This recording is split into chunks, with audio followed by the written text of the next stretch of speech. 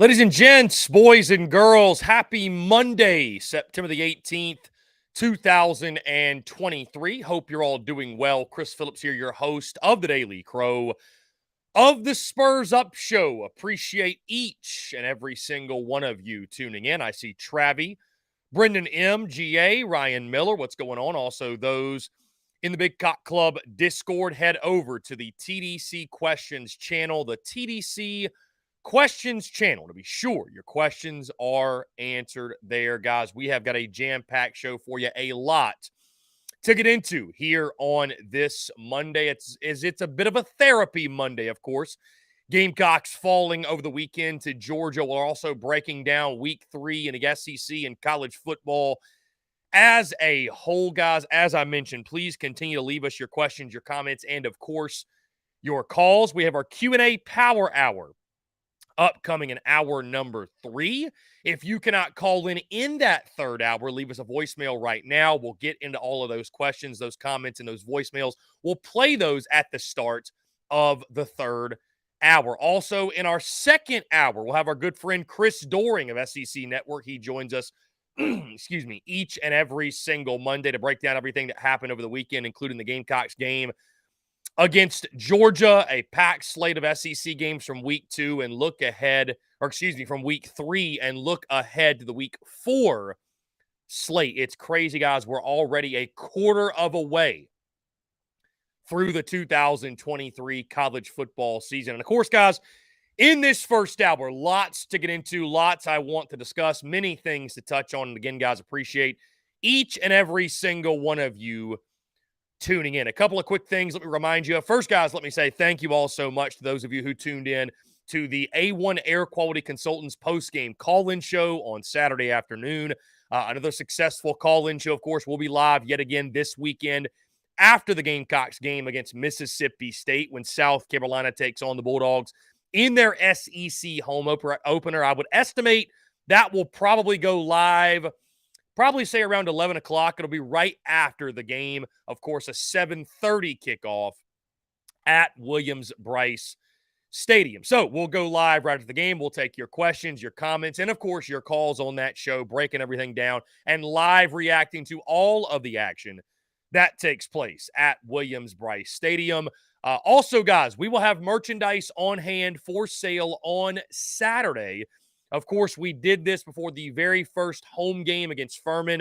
Our guy had to leave early due to impending weather and some things going on. He will be out there all day long, out the S&G lot, I believe it is, right by Waffle House, right by Williams-Brice Stadium. There will be merchandise there available for purchase, including Beamer Ball t-shirts of every color. We've got hats. We've got koozies. We've got Beamer Ball towels. We've even got Beamer Ball Tervis cups as well. So if you want to stop by, get your merchandise on game day, you can do so. Again, guys, I'll be sure to post on game day specifically the information for those of you who want to stop by to make a purchase, to get some merchandise to help support the business, what have you. You can do so on game day. And also, guys, if you'd rather order online specifically for the Beamer Ball towels, right? If you want your towels ahead of Saturday night's game, you're going to need them, obviously. If you place your order by midnight tomorrow night, I can guarantee by kickoff delivery for Saturday's game against the Mississippi State Bulldogs. So get your orders in now, tsus.store and or thespursupshow.com, and we will get those towels shipped out and to you. Again, if you want to wait until game day, we'll have the merchandise there available, t-shirts, hats, towels, koozies, you name it, we will have it on game day. And of course, guys, normal schedule this week, TDC Rockin' and Rollin' podcast dropping every single day. And again, guys, thank y'all so much for the continued love and support. What a weekend it was, man. Week 3 was jam-packed, had a good time.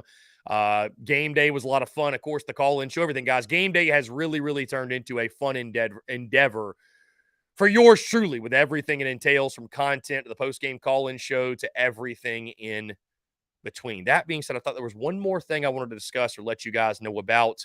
I think that is it for the housekeeping items, if you will. Remember, we used to do housekeeping items very often on the podcast, and I think that is all of that, if I do remember correctly. Yeah, I believe so.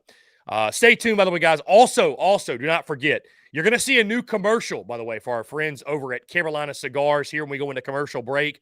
Do not forget to snag your victory packs, the Bulldog pack for Saturday's game, guys. You can shoot them a call or shoot them even a DM on social media. They ship out crazy, crazy fast. So I'd probably say you have until about the middle of this week to order those victory packs, get your cigars, and they will have them shipped out to you. Also, get the guys will be there in person on Saturday. And our friends over at Carolina Cigars, you shoot them a follow on social media, give them a like on Facebook, whatever it might be. You're going to know exactly where they're going to be. So really good stuff, guys. Again, appreciate you all tuning in. With that being said, we've got a ton to get into, and we start with our Monday morning quarterback segment, week 3, reacting to everything that took place over the weekend in yet another wild weekend for the SEC, guys. We start with what happened in Starkville. LSU making a statement against the Mississippi State Bulldogs. 41-14 was the final in this football game. And, guys, a football game that I thought, honestly, was going to be close. I had Mississippi State plus 10 in this game. What is going on with Mississippi State's offense, right? And, we're going to talk about this a lot more in depth, of course, because the Gamecocks host MSU this weekend. But, I mean, Will Rogers is a shell of what he was under Mike Leach. And, we knew there was going to be a transition period with this Kevin Barbay offense and, going from the air raid to more balance. But 11 of 28, 103 yards passing for Will Rogers, right? Woody Marks, 8 carries, 75 yards, 9.4 yards per carry. But, guys, at one point, they had 7 yards of offense just before halftime. Mississippi State has got to get this thing figured out. They've got to get the offensive side figured out and give credit to who they were playing. By the way, LSU is a stout opponent. They had Mason Smith back on the defensive front. I think Harold Perkins balling out in this game as well. LSU was on point defensively. But we knew there was going to be some growing pains for the Bulldogs. I'm not sure we saw it being this difficult and this bad because Will Rogers effectively has gone from one of the best quarterbacks in the SEC to a forgotten guy because of this transition to the offense. I don't know if they don't trust Will Rogers. I don't know if Will Rogers is having trouble grasping the offense. Are you going to see more Mike Wright at quarterback? Where do the answers come from, right? Because there are some weapons on that offense, but, the offensive line, they're transitioning from blocking for an air raid scheme to more of a balance attack under Barbay. And there's just no answers there, and it's really ugly. Also, give credit, though, to LSU, man. LSU showed, I think they got the wake-up call in the second half of that Florida State game, and they looked the part. And dare I say, guys, they looked like you could argue the best team in the SEC on Saturday. And it all started with Jaden Daniels, 30 of 34, 361, 2 touchdowns. He was absolutely incredible in this football game. Malik Neighbors making his case why he's the best wide receiver in the SEC. 13 catches. 13 catches for this guy, 239 yards and 2 touchdowns as well. They got to get the running game, I think, saw a little bit more. I mean, Jaden Daniels leading the way, toting the rock, 15 carries, 64 yards, 2 touchdowns. You'd probably prefer to not see Jaden Daniels be your leading ball carrier. But in this LSU offense, right, we know Daniels, his legs, what he did last year, rushing the football, what he's capable of. That's not really something you want to take away. Logan Diggs, 9 for 41, 4.6. If they can get him going, I mean, that looked like to me the LSU team that we thought we were going to see in the preseason, just a complete football team where there really are, not many, if any, deficiencies or weaknesses. I think they're still going to be working on the secondary, obviously, because you saw that in week 1. But that was a statement type of performance from LSU, especially on a weekend where Alabama struggled. We'll get to that more in a second. LSU coming out dominating. There's no such thing as a bad road win in the SEC. I don't care if State's going through transition or what have you, but LSU went out there and dominated. They imposed their will. They dominated in the trenches, and it's all good signs. The Bayou Bengals coming out of that one, man. I think that, you tip the cap to Florida State, what they did to them in week 1, especially in that second half. But LSU looked the part, and that was a big-time statement, I thought, guys, in Starkville on the road against a Mississippi State team that, I thought was good enough to cover the number, to cover 10, and was no match for the Bayou Bengals. Guys, we moved to Como. How about Missouri, man? This was a rough week, by the way, for yours truly, for the picks, for the game picks, because I went all favorites. I went all chalk. I should have known in that moment that was a silly thing to do, because the SEC this year is completely unpredictable, right? There's really no one elite team. It's we see Georgia and LSU at the top, and then it's a bunch of teams kind of fighting for, climbing their way up the SEC ladder, if you will. But Missouri, with, I think, arguably the best win the SEC has at this point, taking down 15th ranked Kansas State, final score of 30-27. Brady Cook looked really good. Both quarterbacks, by the way, were really good in this game. But Brady Cook, how about him? 23 of 35, 356 through the air, 2 touchdowns, no interceptions. Guys, we talked about that if Mizzou got it going offensively, they've got the defense to compete with anybody in the SEC. I think Mizzou has a real case right now to make that they're the second best team in the SEC East. Like, I know Gamecock fans don't want to hear that. No other SEC East fan bases want to hear that. But you look at Missouri's body of work. I know they struggled against Middle Tennessee State, but this was a statement type of game. This really was.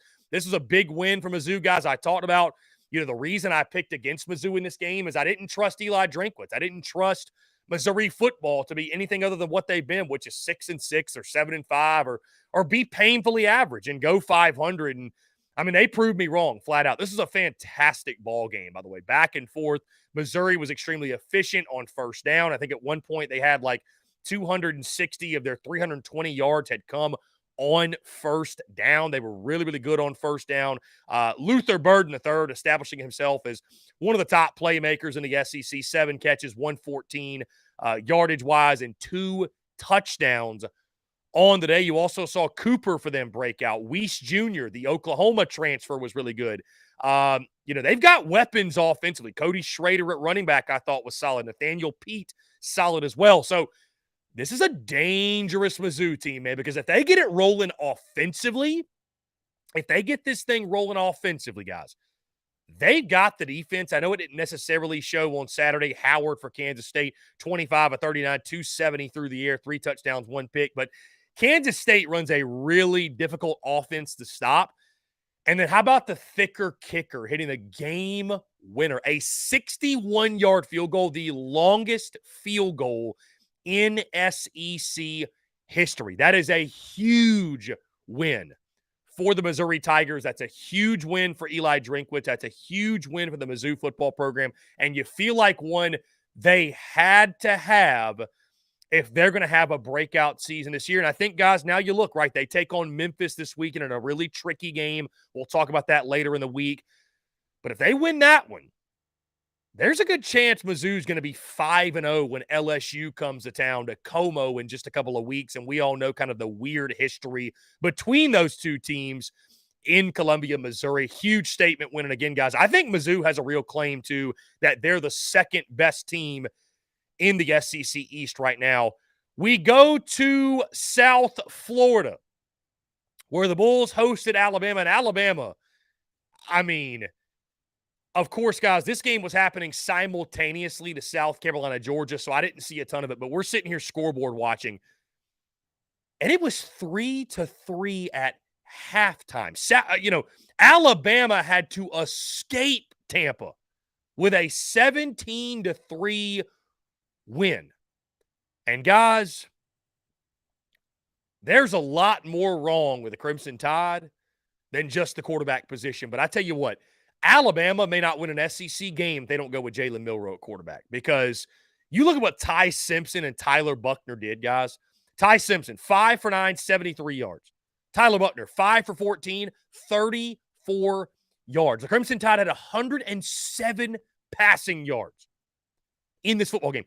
I don't know what Nick Saban was trying to accomplish, but whatever he was trying to accomplish, he did not accomplish. He did not get what he was hoping for. And a game in which you felt like Bama would, they're playing, South Florida after losing to Texas. They're going to take out their frustrations on them. There's more question marks now for Alabama. People that support the Crimson Tide and some that, got tired of some of the offseason chatter about a decaying dynasty or Bama's going 9-3. Guys, Bama looked like a 7-5. I don't know how many teams in the SEC Alabama would have beaten on Saturday. I really don't. I mean, you look at the rushing attack, Williams 17 for 129 on a touchdown. They're getting bullied up front, though, giving up sacks to South Florida.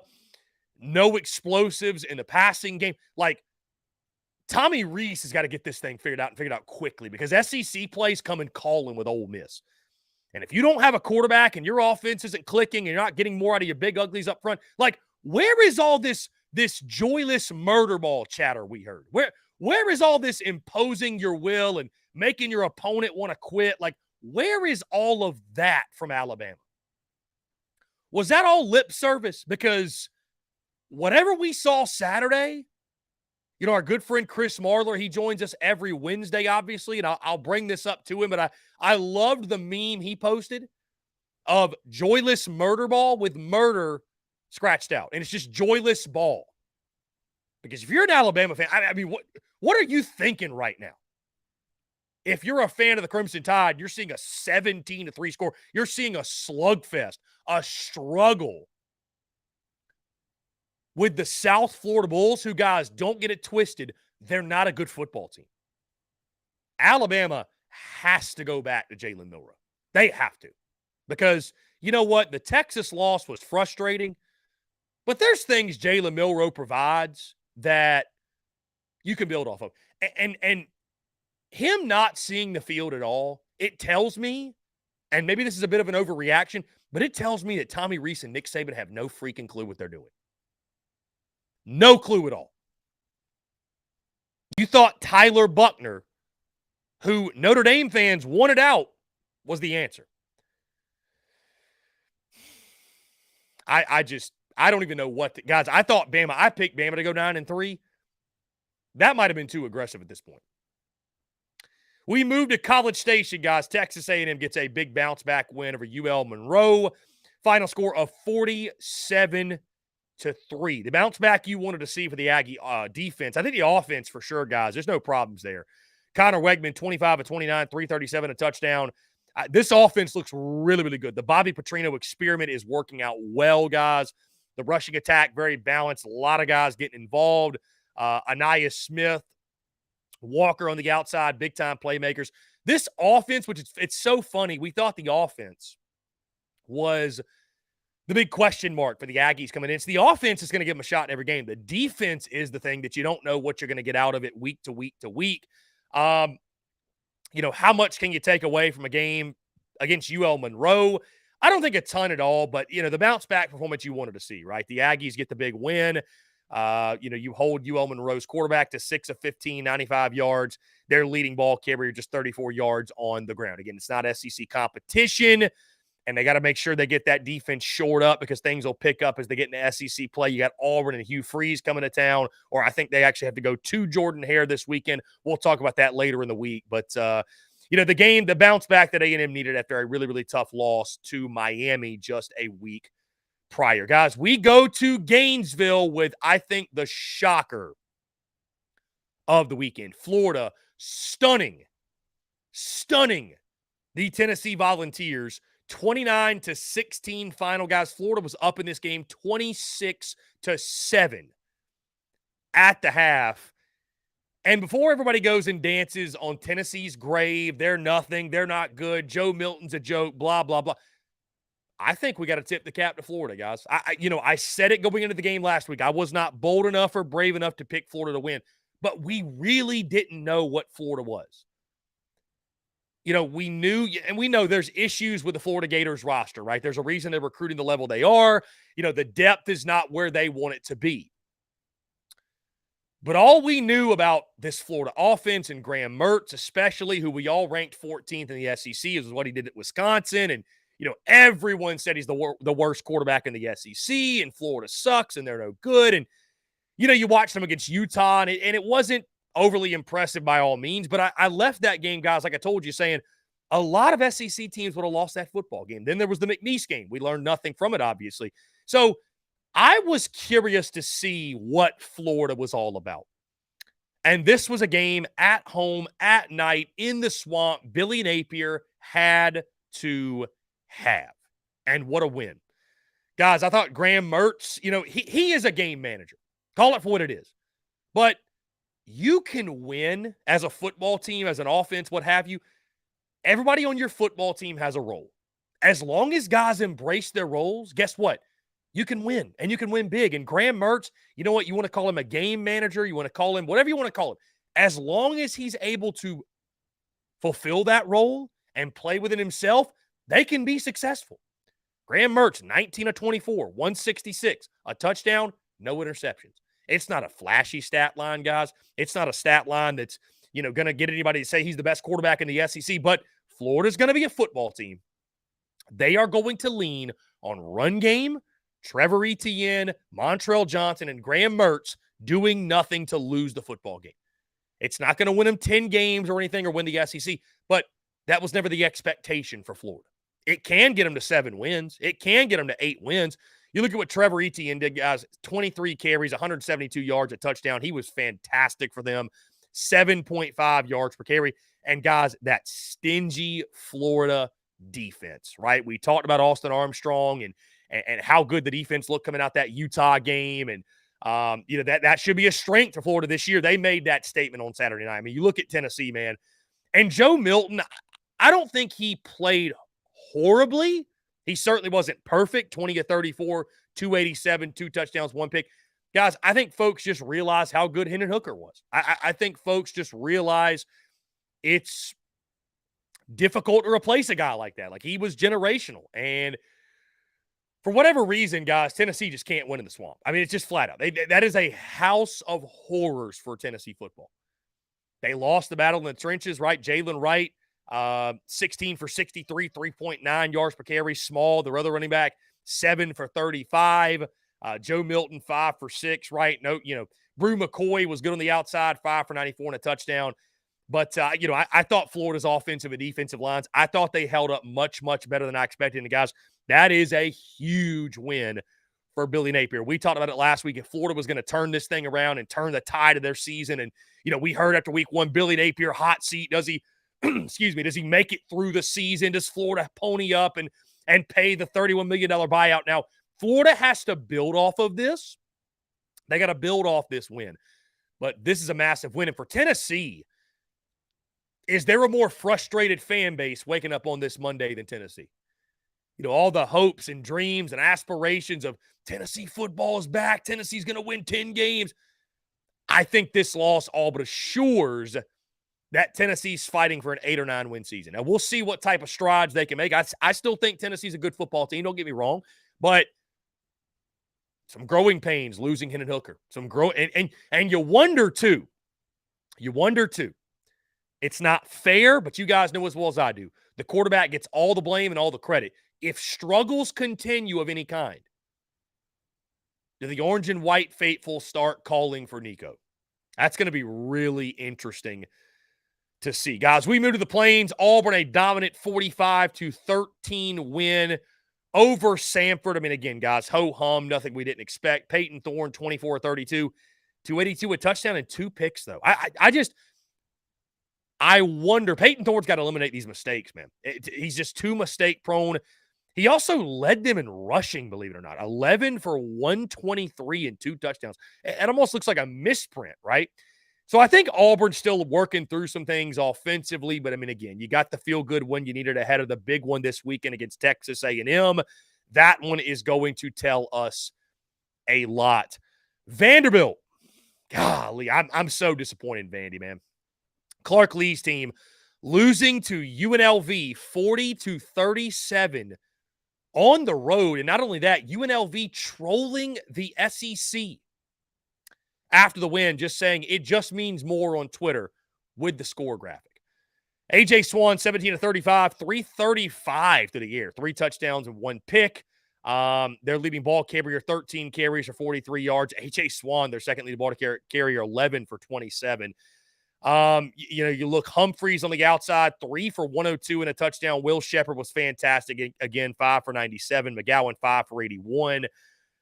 What is going on with Vandy defensively, man?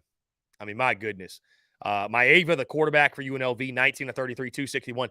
This is an extremely disappointing loss for Vandy. And I think everybody that had the ticket, Vandy over 3.5 wins, it's going to be tough sledding getting there, guys. It's going to be tough sledding. I think you could realistically justify that Vandy doesn't win another game this year. And that's a shame because Vandy built up so much momentum heading into the offseason and, beating Florida, beating Kentucky and what have you. But I think that you got to be realistic about where Vanderbilt football is. And this 40-37 loss to UNLV, man, I think it's going to be tough sledding for Vandy to win another game this year. I really do.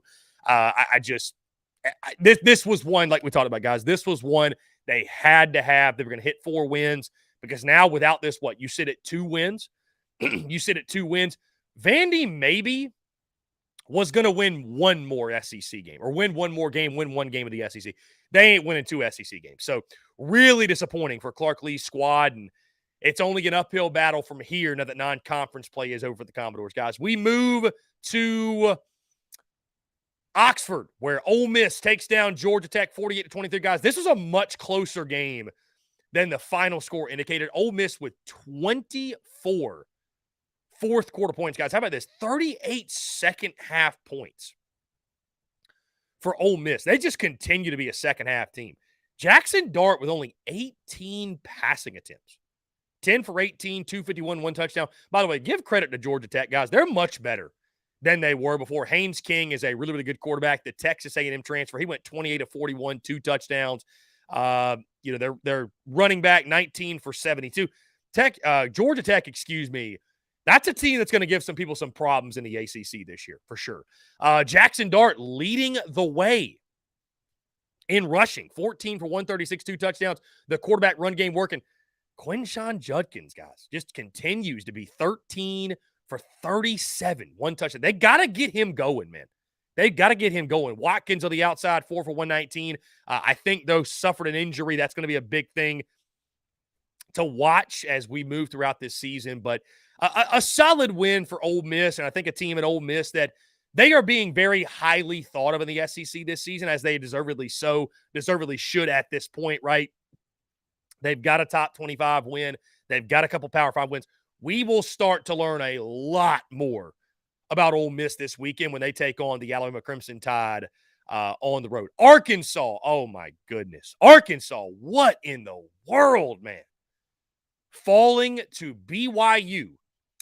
Final score, 38-31. And guys, I talked to some of my Arkansas folks this morning. They got some fans ready to burn it down, man. Shutout in the fourth quarter. Only 7 second half points. KJ Jefferson, 24-35, 247, 1 touchdown, 1 pick. They can't give KJ Jefferson any time. The offensive line's no good. They can't protect. Not very good on third down. This one's tough, man. I mean, year 4 of Sam Pittman. Year 4 of Sam Pittman, and you're losing a BYU at home at night. This is a tough one to get over, guys. And I tell you, I hate to say it because Sam Pittman's such a great fit down there in Fayetteville. But if things start to get sideways in SEC play and things get ugly, I think you could see a coaching change here. I really do. I mean, losing a BYU in your home field, guys, you can't lose this game. You cannot lose this game as a favorite to tack on to. This is one you had to have. You were supposed to win. You should have won. A game in which you felt like Arkansas outplayed BYU at every turn, but didn't make the big plays necessary. And normally, guys, when that's the case, the attention goes to coaching. And there's a pair of new coordinators, both which Sam Pittman hired. I think you're going to see the heat start to turn up on Sam Pittman and Arkansas, man, because losing a BYU at home at night is just flat out unacceptable. Finally, guys, Kentucky takes down Akron 35-3.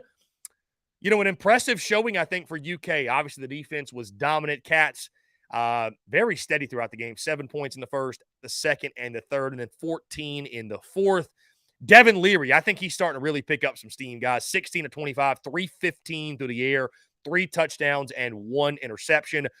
Ray Davis was really, really good in this game, both running the football and receiving. 7 for 72 on the ground. He averaged 10 yards a carry, guys. 1 touchdown for him. Demi Sumo, the NC State transfer, also really good. 4 for 58 and 1 touchdown. Also, you look receiving, like I mentioned, Ray Davis, 3 for 97, a touchdown. Dingle, their tight end, 4 for 89. Robinson on the outside. I mean, this is a game where Berrien Brown and Dane Key didn't even really have big impacts. Other guys getting it done. Robinson on the outside, 5 for 86 and a touchdown. So Kentucky, it seems, and yes, guys, I know that the schedule's a joke. They now have Vandy this weekend. They should stay undefeated. But, you know, they're utilizing the start of their schedule. And you have a team like Akron, and you see what Kentucky's done. They've been kind of slowly but surely gearing up and getting this thing, building momentum, if you will. And, you know, it's paying off for Kentucky to the big win for the Wildcats, and they stay undefeated early in this season. So, guys, a wild weekend in week 3 of SEC play, and now we turn our attention to a big weekend of SEC weekend in week 4, I should say, as the things start to heat up, as even more SEC matchups will take place this weekend.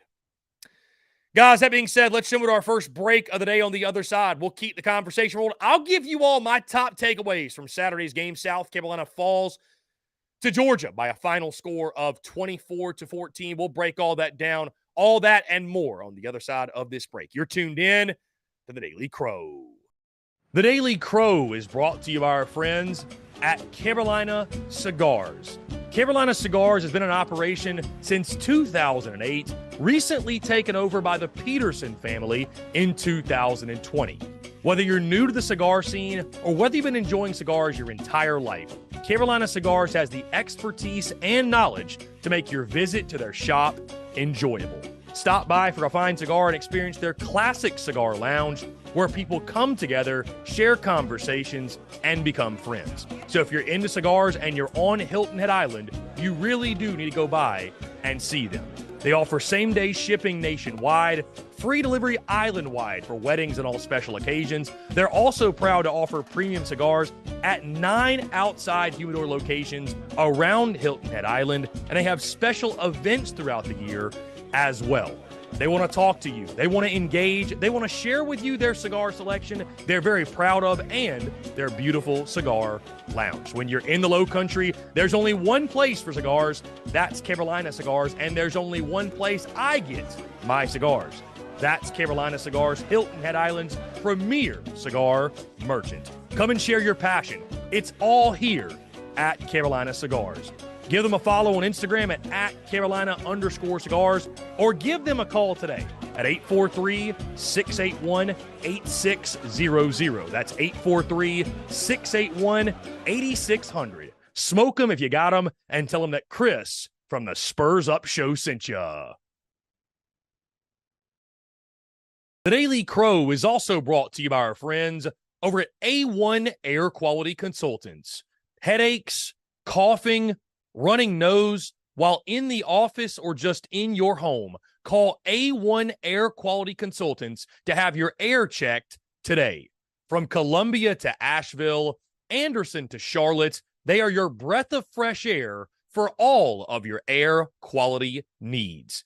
Be sure to give them a call or shoot them a text today at 864-619-2092. That's 864-619-2092. You can also contact them via email at a1airqualityconsultants@gmail.com. Be sure to check them out. We thank A1 Air Quality Consultants for their love and support of the Spurs Up Show, and tell them that Chris from the Spurs Up Show sent ya.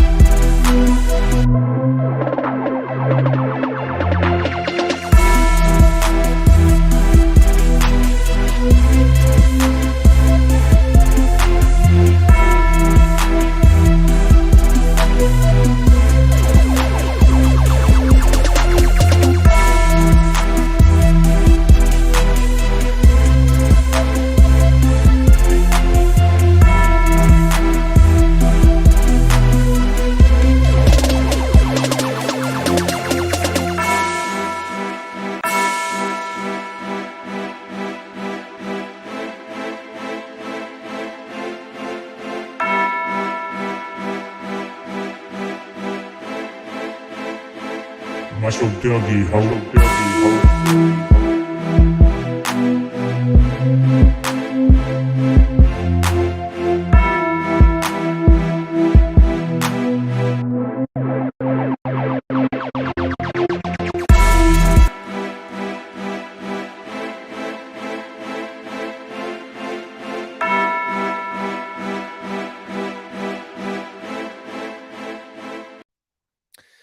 All right, guys, we're back here on this Monday, September the 18th, 2023. Appreciate each and every single one of you tuning in. Do not forget, in our third hour, we have our Q&A Power Hour, taking your questions, comments, calls at 843-790-3377. If you are not able to call in that third hour, you want to get your thoughts out there, you can leave us a voicemail right now, and we will play those voicemails to start our Q&A Power Hour. Also coming up at 1:15, we have our good friend Chris Doering of SEC Network as he joins the show once again to talk all things SEC, college football, and more in week 3, and also look ahead to a packed week 4 slate as well. Guys, with that being said, we turn our attention to everything that took place over the weekend. Gamecocks falling to Georgia in the SEC opener 24-14. My top takeaways from the weekend that was for the Gamecocks in Athens. And we start, guys, really you look at this game, and the first thing that jumps out, a tale of two halves, right? South Carolina jumps all over Georgia early. You're leading 14-3 at the break, and Georgia outscores you 21-0. Now, there's some conflicting emotion for yours truly, because on one hand, you just look at the final score, and you say to yourself, okay, I would have signed up for a 10-point loss in pregame immediately, 24-14. That's a good competitive loss. What have you. There's nothing to be ashamed about losing to the number one team in the country by 10 points on their field. But then you look at how that game played out, and I understand the disappointment and the frustration with the way that the loss happened. When you think about the fact that South Carolina had Georgia on the ropes, guys. All of the pressure was on the Dogs going into that second half, right? South Carolina had all the momentum. The Gamecocks had done a great job with using the quick passing game on the outside, supplementing that for the run game, mixing that with going down the field, right? Spencer Rattler was brilliant, and South Carolina's defense was aggressive up in the face of Georgia, attacking the line of scrimmage, making Carson Beck, I thought, uncomfortable, pressing on the outside. It looked as if in that first half, South Carolina was the aggressor. They were the tone setter in that first half and played as if they were the big underdogs trying to come in and pull the upset. Yes, I understand that Georgia made adjustments, right? This was a game of adjustments, and give credit to the Dogs. Kirby Smart, his coaching staff, they're some of the best in the business at doing that. But it almost felt to me, going back and watching this football game, guys, it felt as if South Carolina in that second half was almost playing not to lose instead of playing to win.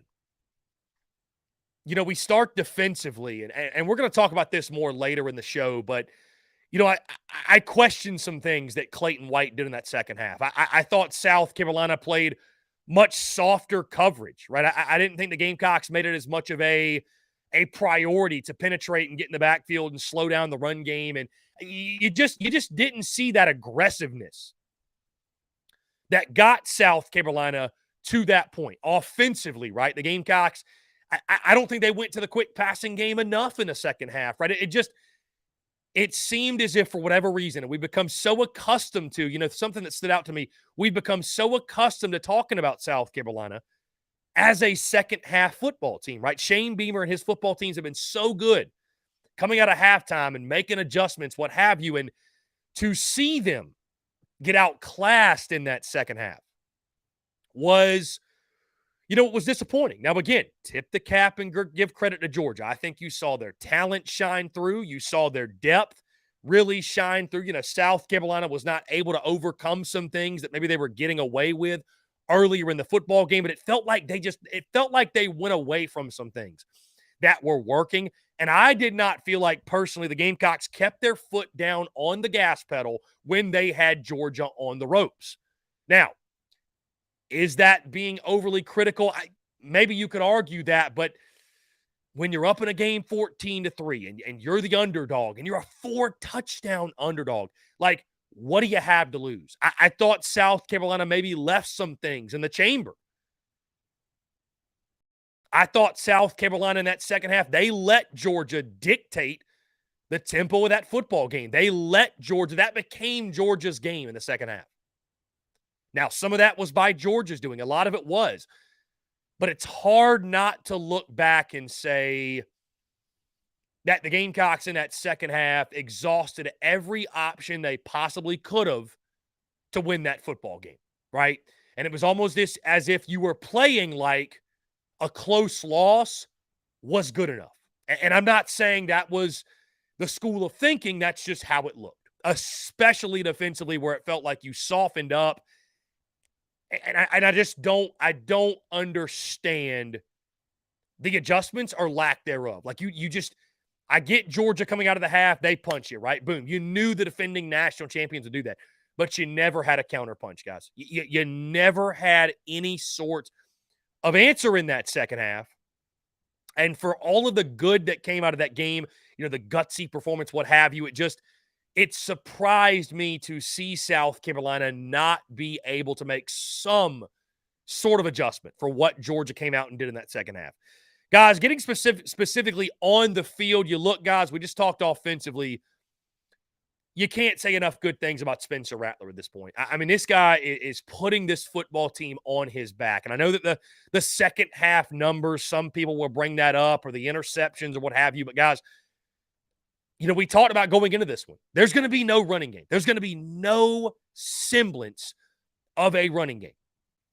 And so I think when you factor that in, you factor in an offensive line that we knew coming in was going to have some struggles stopping Georgia throughout all four quarters. You think about the great players and the great defense that Georgia assembles. I mean, what Spencer Rattler did to give South Carolina a chance in that football game, you can't say enough good things about, guys. I mean, again, you go back and you look back at the stats, 22 of 42, 256, 1 touchdown and 2 interceptions. But if you just look at that stat line, I mean, guys, that does not tell you everything that QB1 did on Saturday afternoon. 8 carries for 35 yards. I mean, guys, he was moving around in the pocket. He was making throws on the run. He was keeping drives alive by getting first downs with his legs. At this point, guys, through 3 weeks, I have absolutely no gripes at all about Spencer Rattler. None. I have no gripes at all. The way that he is, again, and those last 2 interceptions, guys, listen, your team is trailing. Your team is down. You're trying to get your football team back into it. You got to throw the football up. You got to give it a chance. You got to maybe throw it into coverage. You got to make a dangerous throw. I don't hold those interceptions against him at all, and it's a shame they even go on his record, but they do. With that being said, Spencer Rattler is far from this football team's problem. He is far from this offense's problem. And I've said it once. I've said it many times. I'll say it again. This team is going to go as far as 7 takes them, man. Bottom line. Because you look at this thing moving forward, there's not a whole lot on this offense outside of Spencer Rattler and Xavier Legette. There's just not a lot of answers, guys. I mean, there's some nice pieces here and there. Omega Blake Flash. We'll talk about that more in a second. But, there's not a whole lot of proven commodities. This is a football team, and this is an offense, guys, specifically. And the thing that makes South Carolina so volatile, you look at the rest of the slate. 1 and 2 through 3 games, exact place you were in last year, right? So, what can Carolina do over the last 9 games? South Carolina, in my opinion, guys, they could finish anywhere between 5 and 7. And, hey, you could argue 9 and 3. This team is that volatile. But it all comes down to Spencer Rattler. Because on days, if he ever has an off day, right, and we'd like to think he wouldn't because of the player he is, he's so comfortable in this offense, but it happens, right, guys? Anybody who's played sports out there or does anything, just have an off day. It just happens, right? On days when Spencer Rattler doesn't have it, this team will not have a chance. this team won't have a chance because he is everything for this football team. Dare I say this football team is a one-trick pony. It's on one player. I mean, there's some supporting cast pieces, don't get me wrong, but it all comes down to 7. You show me the stat line of 7 in every football game, I will tell you whether South Carolina won or lost. It's that simple. It's that simple. And that's a lot of pressure to put on a young man. That's a lot of pressure to put on your quarterback. But it's the nature of the position. And when you have the deficiencies and you have the shortcomings that South Carolina has in other spots, when you can't run the football or generate any semblance of a run game, this is what you get. And so, I think Spencer Rattler will gladly take on that challenge, but it makes the margin for error for him and for South Carolina as a whole so small. Because if he misses and he's off, this football team's going to be off. There's really no way around it, guys. With that being said, the offensive line, I want to heap some praise on the offensive line, believe it or not. All things considered, after what you saw against UNC and even times against Furman, all things considered, I thought the offensive line played their tails off, man. Now, it got much tougher sledding in the second half when Georgia made some adjustments. And, I thought you went away from that short passing game on the outside. I think Georgia also made the adjustment to it, so give credit there. But, all things considered, guys, especially in that first half, I thought the offensive line held their own. I thought they were pretty good in pass protection specifically. Now, we knew generating any sort of run game was going to be a challenge. But, I mean, you look at that game, guys, you had a guy like Big Tree Babalade grade out as one of your top offensive linemen in that football game. I think he was the top graded offensive lineman of all offensive linemen in that game. So the future is bright up front. You've still got holes. You've still got deficiencies, and I still worry about the consistency of the group.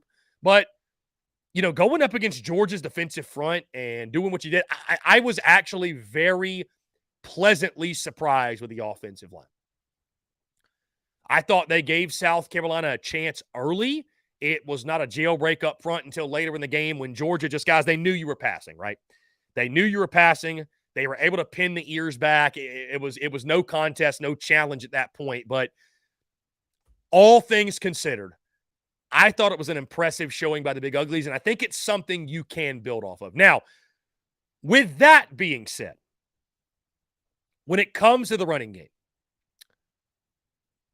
it's time to try something different, guys. And I'm not even going to lead with this because I've seen a lot of chatter over the last 24 or 48 hours about Dakereon Joyner and everything he is not doing. And the irony of this and what I'm about to say is that, this time last year, you might recall there were some people that thought I was anti-Dakereon Joyner and I thought he was no good and he shouldn't be on the football. Like, people thought I was against Dakereon Joyner for some reason. Well, I'm going to defend Dakereon Joyner really quickly because there's a lot of people on Twitter right now, or X or whatever. There's a lot of people on social media right now that want to say that Dakereon Joyner, hey, we're thankful for him, but he's no good as a running back. Mario Anderson should get the start. And guys, I think absolutely South Carolina, you got to try something different, right? Because the definition of insanity is doing the same thing over and over and over again and expecting different results. With that being said, guys, there are no holes there.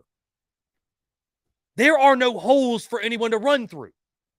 So while I think Mario Anderson needs more opportunities, because the one thing I'll say is this, Dakereon Joyner, call it for what it is, it seems as if when he meets contact, he goes down immediately. A guy like Mario Anderson pushes through that contact. Again, he's played running back before. He knows what it's like to take a beating, to take these hits, and to push through and to drive those feet and to get 2 or 3 yards. And for South Carolina at this point, a 2 or 3 yard run is a damn good run, the way you're running the football, right? I mean, you look at the running back position on Saturday, guys. If you take out Spencer Rattler's rushing yards, which he was the leading ball carrier, 8 carries for 35 yards. You take that away, though, South Carolina running backs ran the football a grand total of 7 times for 19 yards. 7 carries for 19 yards out of the running back position. You got to try something different, guys. Because while we all know that running the football is going to be a deficiency of this team all year, I think it just flat out is because of what you have to work with. You got to get more out of it than that. And so I'm not opposed to, giving Mario Anderson the start or getting more Dontavius Braswell or more Juju McDowell. But I'll go back to what I said a couple of weeks ago, guys. This goes back to it is unfair that Dakereon Joyner got asked to carry the load at RB1. It's just flat out unfair. It is a disservice by a coaching staff who could not go out in the portal and get any semblance of a proven Power 5 running back. They couldn't go out and get a guy. So they had to force Dakereon Joyner to slide over and do this. And guys, he's not a running back. He's just not.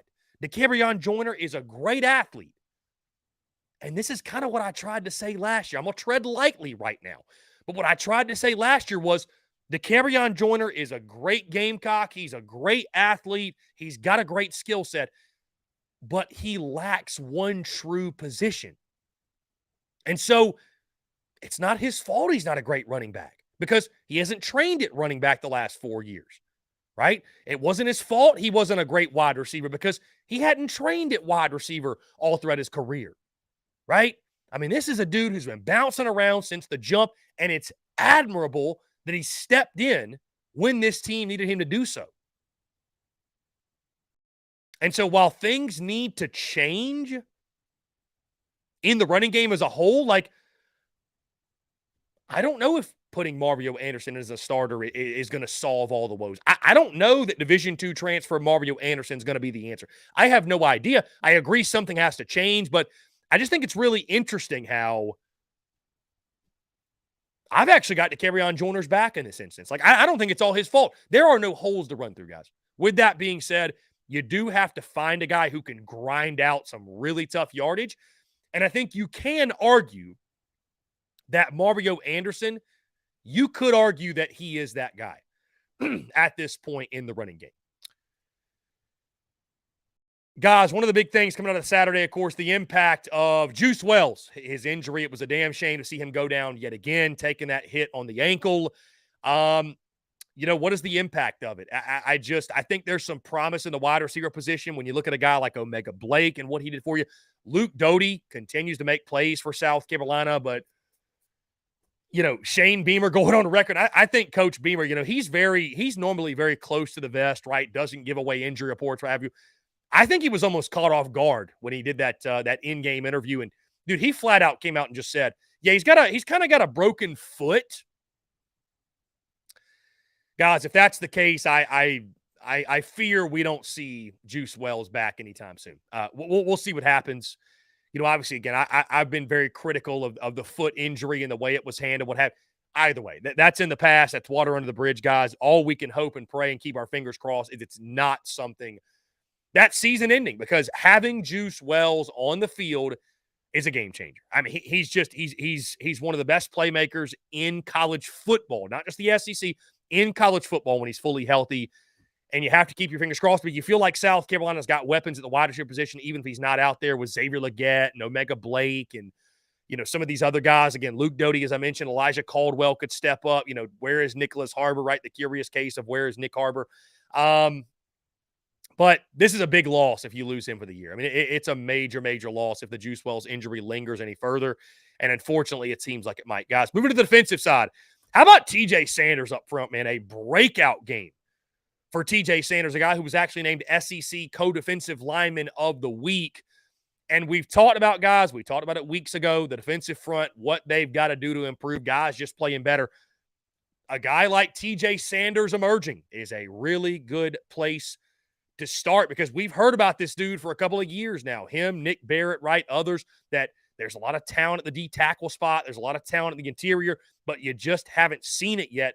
Dude, TJ Sanders was playing like a man possessed on Saturday. Tonka Hemingway, I thought, was really good also. South Carolina's defensive front was very active, and they got in the backfield a lot more than I expected. I mean, you saw South Carolina on some 3rd and short, stifle Georgia, and really make them earn it on the ground. Now, I think as the game went on, obviously Georgia was able to wear down that defensive front and wear down that defense as a whole. But I was very impressed with what TJ Sanders did. If he can emerge and continue that and find consistency and continue to be that guy, that is going to be a great sign for South Carolina's defensive front moving forward. Guys, to the linebacker position, Debo Williams.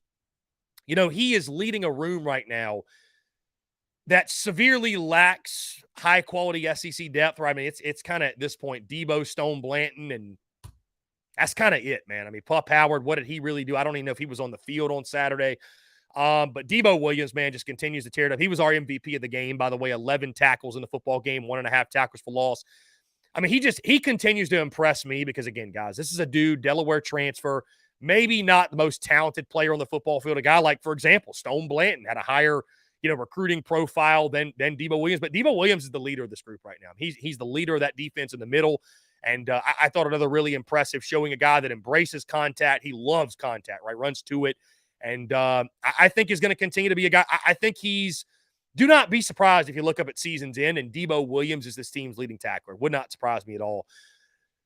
Guys, we move to this, and I'm sure this is going to be something that's going to spark some conversation. The chatter's already been there all weekend long and heading into this Monday. But, I mentioned this, guys, over the course of the offseason, that there was nobody who was a bigger fan of Marcus Satterfield than Clayton White. And the reason for that is that Marcus Satterfield's ineptitude, it took all of the pressure off of Clayton White because nobody had time to worry about the defense when Marcus Satterfield was operating an offense that was one of the worst in the SEC, right? And I think, too, we are less critical of the defensive side of the football and the defensive coordinator because college football and football as a whole, it's such an offensive game in 2023, right? I mean, it's a race to score in 50, right? Nobody's playing dominant elite defense like they did, back in the early 2000s or what have you, where you had 10-7 games or 17-14. Like, that's just not happening anymore, right? But in year 3, now Marcus Satterfield is gone. Dabble Loggins, it looks like, right? Early signs of positive growth for him in the offensive side of the football. Now there's more attention on the defense. Now I think folks are starting to take notice of the defensive side. And I've been a fan of Clayton White over the first 2 years. I think also Clayton White has gotten a lot of benefit of the doubt because he took over such a porous group when he was hired back in 2021, right? I mean, South Carolina in 2020 was abysmal on the defensive side of the football. Will Muschamp's last year. And so there was nowhere to go but up. But you start to look at these numbers, guys. You start to look at these numbers, and I'm going to read these off to you because I think this is going to give you some perspective on the defensive side. South Carolina's defense under Clayton White through 3 weeks of the 2023 season.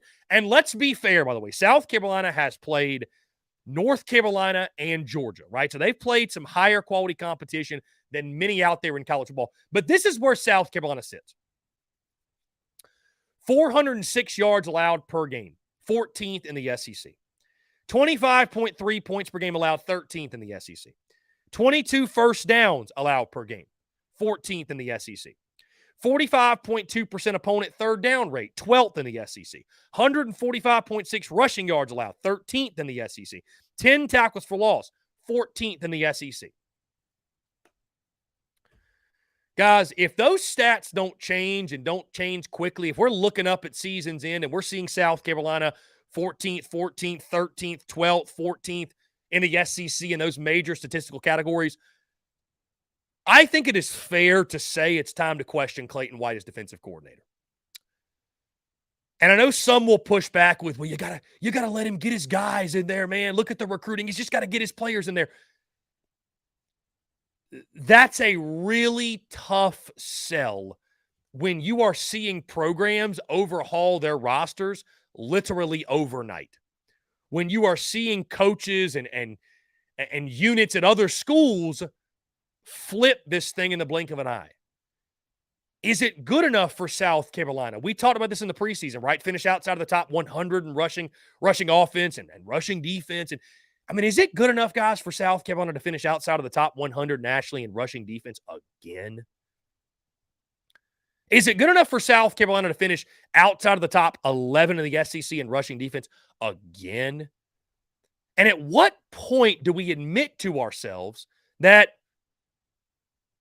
there's been this narrative the first 2 years that South Carolina's defense has been this incredibly strong unit. And, we've even said the secondary is elite. And, the secondary's been good. Don't get me wrong. But let's face it, guys, the secondary has benefited from a horrific rushing defense and teams running the football down South Carolina's throat and not having to pass it as much.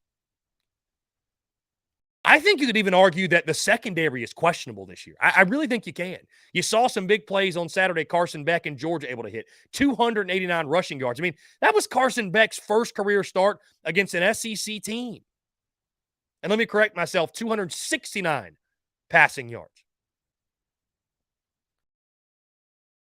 When you take into account the numbers and you take into account how South Carolina's trending right now, it's early. And I'm not sitting here ready to say fire Clayton White, but things have got to change, man.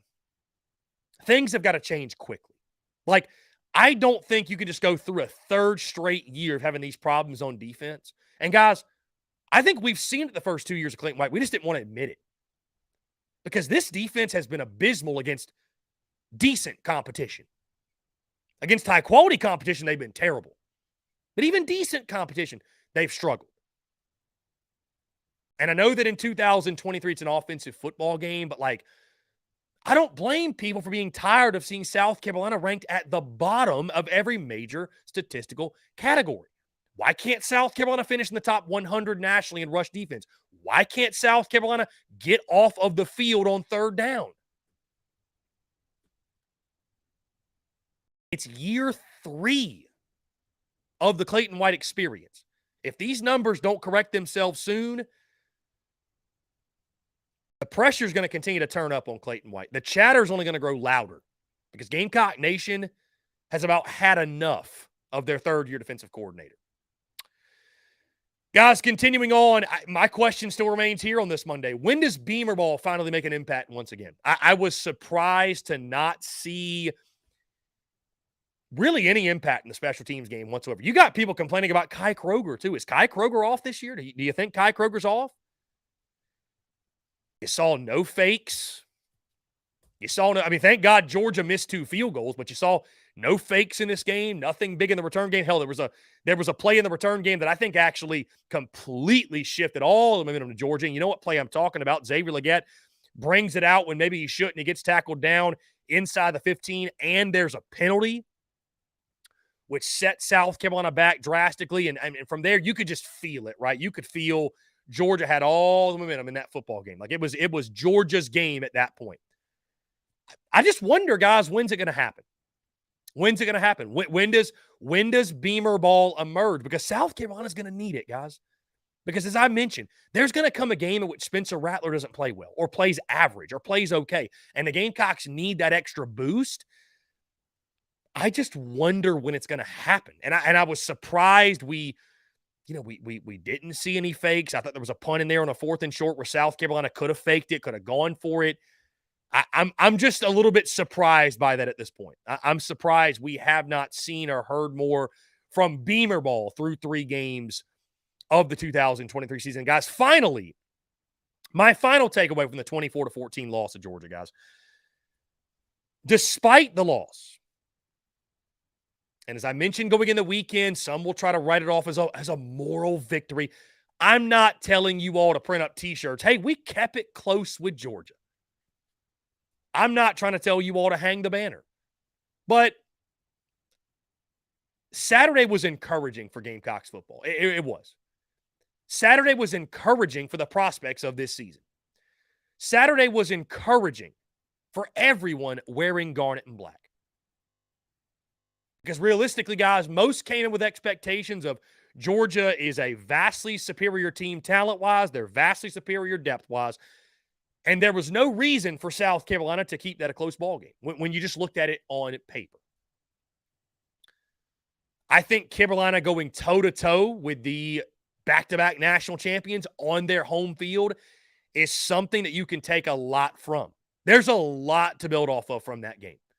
And I refuse to be one of the people that I guess if you're someone that you expected South Carolina to win, maybe you've got a little bit of sour grapes here on this Monday. You're not quite as, you're not quite looking at this game through the same lens that most of us probably are. But, I look at this game, guys, moral victories aside, there's a lot of positive to build on in this game.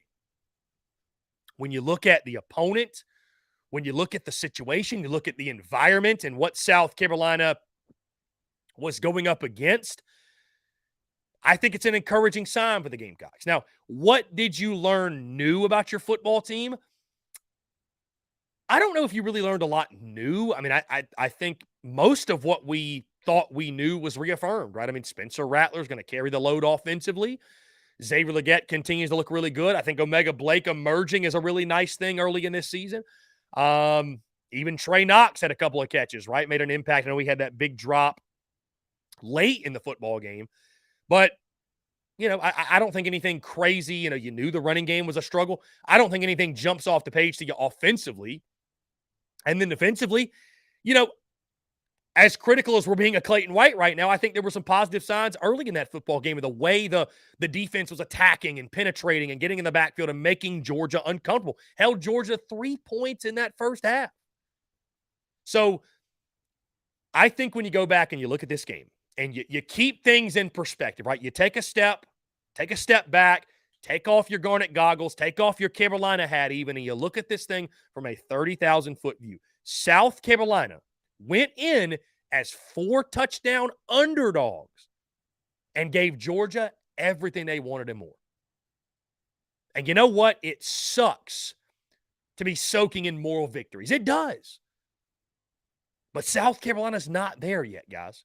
And in the meantime, while they're not there yet, hey, I'd much rather see a game like we saw Saturday than what we've seen in the past. 48-7, losing by 29, losing by 27. I think that was a step in the right direction. And you know why that is, guys? You know what the value in a game like Saturday is, even in a defeat? You know what the value in that is? You can look at a guy like Dylan Stewart in the face and tell him without him laughing at you that, hey, we're only a couple of pieces away. Because when you lose by 41, you lose by 29, you lose by 27, you can't do that, right? But you can come to Dylan Stewart, you can come to others, you can go to other guys on the recruiting trail and say, hey, we're only a couple pieces away, man. We're building this thing. We're getting closer. You see it, I see it, we all see it. And you could be that missing piece that we need. So mock these moral victories all you want. Call it a loser mentality. Call it whatever you want, right? But these type of performances against the top-tier teams, the elites of college football, guys, when you're trying to build a program, they're valuable. There's value to a performance like this. So, kudos to Shane Beamer. Kudos to that entire coaching staff having that football team ready to play. We've seen South Carolina start slow, and that was absolutely not the case. Also, dude, kudos to Dowell Loggins, because I was very skeptical of the hire. I admittedly, I thought South Carolina could have done much better. And I think through 3 games with what he has to work with, I think Dowell Loggins is doing a fantastic job. I really do. Now, again, we can nitpick and say, second half, I thought the game plan changed up a little bit. They could have kept going to the outside, going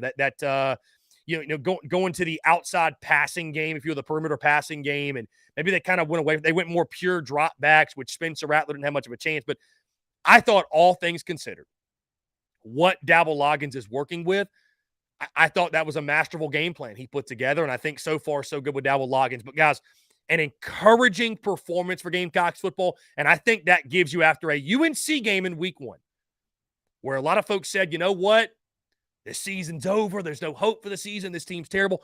I think that Georgia game reaffirms that this can still be a successful season in year 3 of Shane Beamer, and South Carolina can achieve nearly all of its goals in the next 9 contests. Guys, that being said, let's jump into another quick break. On the other side, we'll get my good friend Chris Doering of SEC Network on the show as he helps us break down everything SEC, college football, and everything in between. Guys, all that and more on the side of this break. You're tuned in to the Daily Crow. The Daily Crow is brought to you by our friends at Carolina Cigars. Carolina Cigars has been in operation since 2008, recently taken over by the Peterson family in 2020. Whether you're new to the cigar scene or whether you've been enjoying cigars your entire life, Carolina Cigars has the expertise and knowledge to make your visit to their shop enjoyable.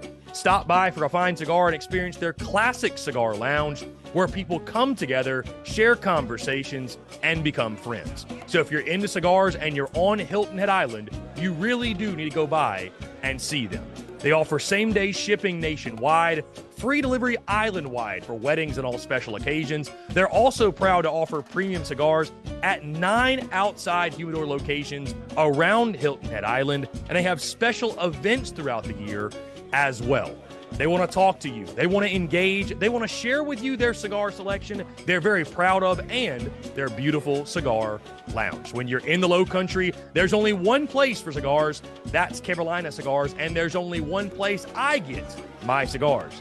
That's Carolina Cigars, Hilton Head Island's premier cigar merchant. Come and share your passion.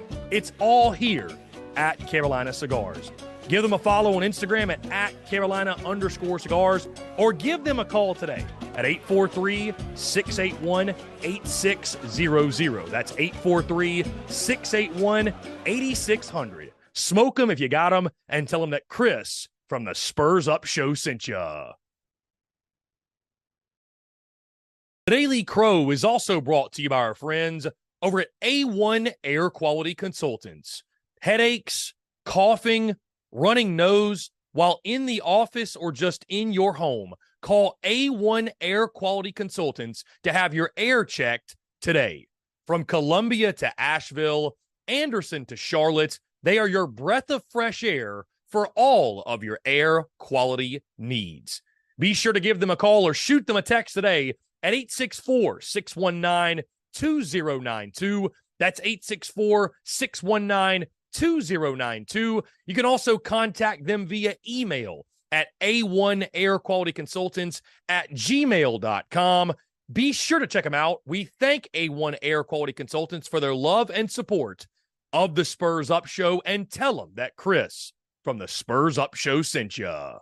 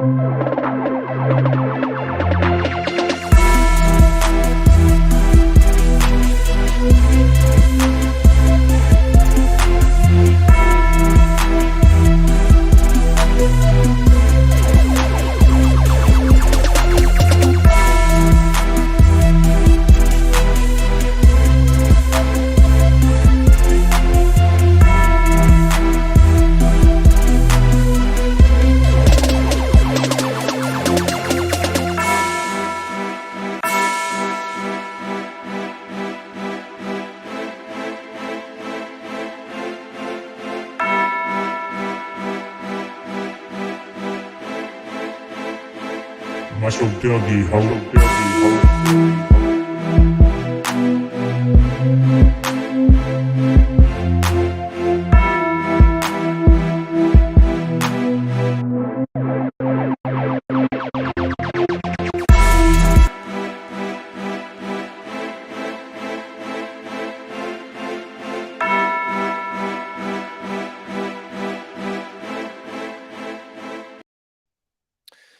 All right, guys, we're back here on this Monday, September the 18th, 2023. Appreciate each and every single one of you tuning in, guys. Like I mentioned, the Q&A Power Hour upcoming. In our third hour, I want to hear from you, your questions, your comments, and your calls. I see you guys flooding the chat. I know you guys have a lot to there's a lot to discuss, a lot to chime in. I want to hear all your opinions, all your thoughts. But, guys, in the meantime, of course, he joins us every single Monday. Our good friend, Chris Doering, SEC Network. Great conversation on everything that happened in Week 3.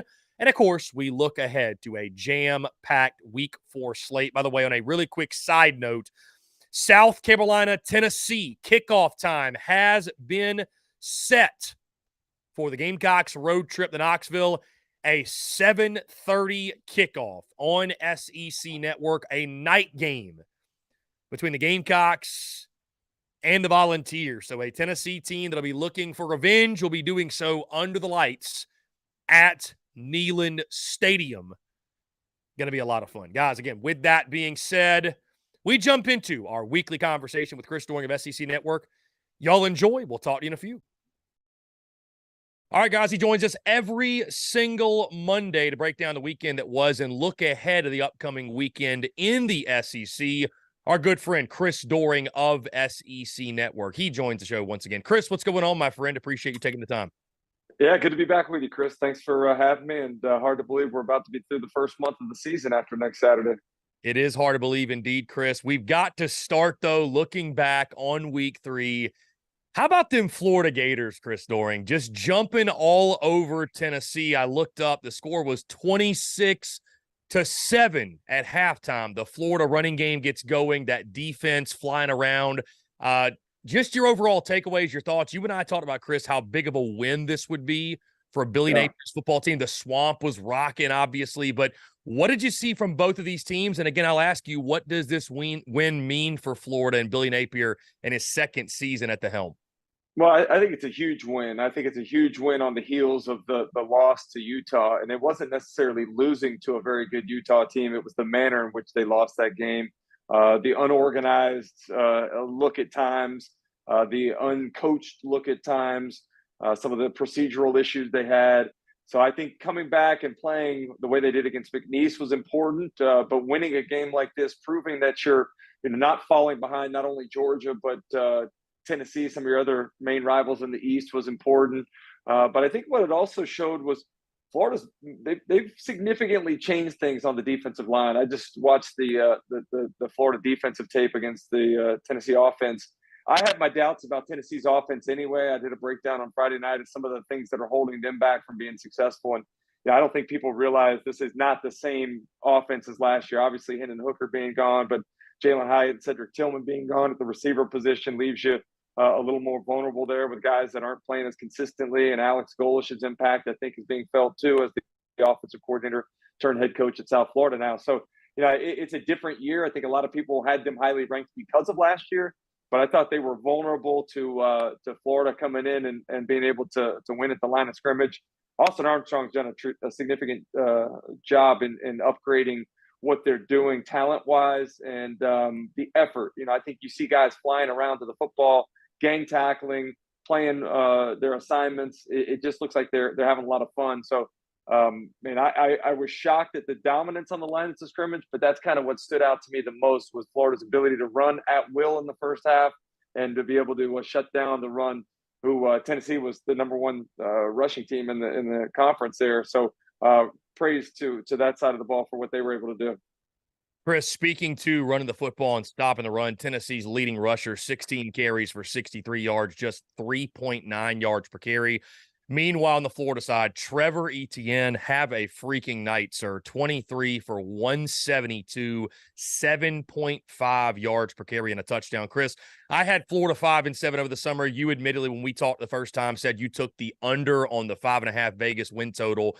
Gators have Charlotte upcoming this weekend. They should move to 3-1. How does this change, if at all change, your expectations or just your thoughts on what this season can be for the Orange and Blue? Yeah, I was kind of pessimistic about Florida's outlook back when we were in Nashville for the SEC Media Days week there. Kind of softened on that after doing a little bit more thinking and watching some of the practices. I thought Florida caught some breaks in terms of how the schedule played out. One of those with playing Utah with Cam Rising being gone, they didn't take advantage of that.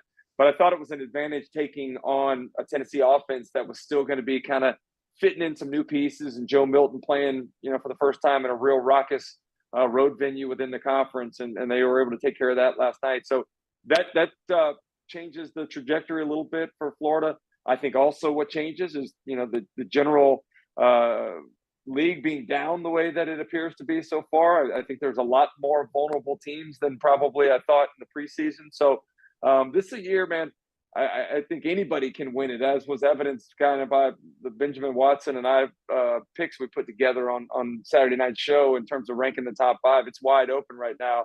But I honestly believe that maybe one of the biggest things that I underestimated in the offseason was the impact of Graham Mertz. Graham Mertz has been fantastic in coming in and doing what they've asked him to do, a guy that can manage the game, a guy that can get him in the right place, a guy that's throwing with good accuracy, not turning the football over. And maybe most surprisingly to me, the way that he's eluding the rush, buying more time, throwing the football to receivers as they uncover downfield in scramble situations. Really impressed with what he's done so far for Florida.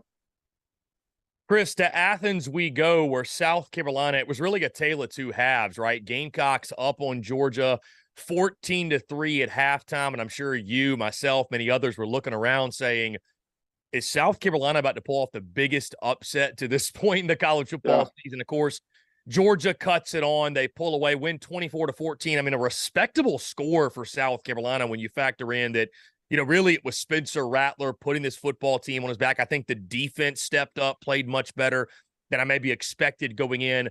Your thoughts on this football game from both the Gamecock and the Bulldog perspective, and just your main takeaways from, I think a closer than expected margin of victory. Yeah. Let's start with South Carolina. I mentioned it last week. I'm going to mention it again. The respect that I have gained for Spencer Rattler through the first 3 weeks of the season can't be described. I mean, it's impressive how much he's just fought this year, how much adversity he's had to face at times with being completely under pressure, how limited he is with the weapons around him. So just can't say enough about the job that he's done. Would have liked to seen that game play out with Juice Wells if he would have been able to stay in the ball game and what the duo of he and Xavier Legette could do together. But at the end of the day, it was almost as if they ran out of playmakers to some degree. And so, I can't say enough about the job that the coordinators did to help compensate for what I thought were some real liabilities on the line of scrimmage. I think that you mentioned the defensive side of the ball. They were much more penetrating than I expected them to be against that Georgia offensive line. So I think I don't believe in moral victories. I don't think Shane Beamer believes in moral victories, but I think he certainly saw what he wanted to see from his team, getting up, ready to go, having some fight, and continuing to play for 60 minutes yesterday. Now, on the other side of the ball for Georgia, it was nice to see the Bulldogs finally wake up. I felt like for the first 10 quarters of the season, they had almost been sleepwalking through the season to that point. Found themselves down, and maybe that was the wake-up call they needed for the rest of the season. But they came out with intensity, energy, emotion that I haven't seen. And football is a game that you have to play with emotion. You can't just show up and play like a robot. And I think it may have to do with the weight of expectation based upon winning the last 2 national championships and being the number 1 team in the country in the preseason. And I think when that happens, you lose a little bit of the fun aspect of playing football. And I think what they were reminded of is at the end of the day, it's a game. And those guys came out, set the tone well. The beginning of the third quarter, offensively, went right down the field, scored a touchdown. Defensively, got a 3-and-out, scored another touchdown. And kind of the second half momentum had changed completely. 21-0 in the final 30 minutes. And I think it was a nice way to jump off for the rest of the season for Georgia, a team that still is very young at some positions, and a team that's still beat up for all intents and purposes, trying to break in some new players.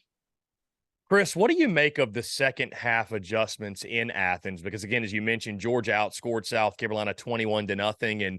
And, tip your cap, give credit where it's due. Kirby Smart and his crew, they're some of the best in the business at doing that. But of course, from the South Carolina perspective, folks are going to say, why didn't South Carolina counterpunch? I was kind of surprised they weren't maybe a little bit more aggressive. I feel like when you're a 4-touchdown underdog and you're trying to take down number 1 on the road, I mean, it almost felt like to me, Chris, at times the Gamecocks were playing not to lose versus playing to win. I mean, did you think of that at all? Did you feel like it was more of just a, like you mentioned, Georgia woke up and their talent sort of took over in that football game?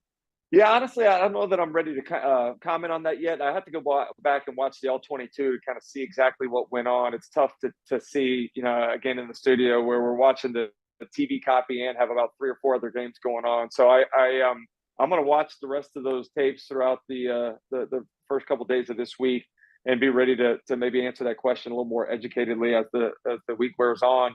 But at the end of the day, I think there's so much talent on Georgia's side that when they decide they're going to play, I mean, rarely do I think they go into a game with a bad plan.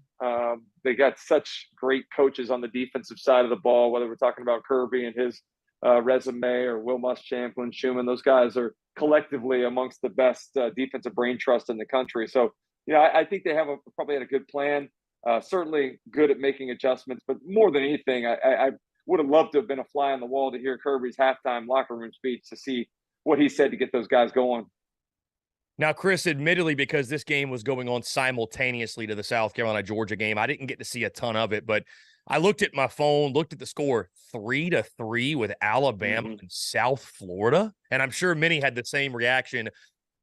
First thing, Bama has to go back to Jalen Milroe, right? Because it doesn't seem that those other two guys are working out. And when you look at Alabama, I mean, do you see the issues going far beyond quarterback? Because I know some of us had 9-3 predictions and not so high of expectations, but I was stunned by just looking in a scoreboard watching. I was stunned to see what we saw take place on Saturday afternoon.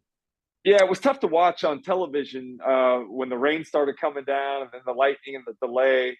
ESPN had to lock their cameras down, so you got some really high views, and it was still pretty cloudy, and the visibility wasn't great. So again, haven't watched that tape yet easily either, but I do think that it's way more than the quarterback. But curious decision. I have no idea why Coach Saban decided to do that. Maybe they felt like they could win this game regardless and wanted to give those guys an opportunity to see if they could do something.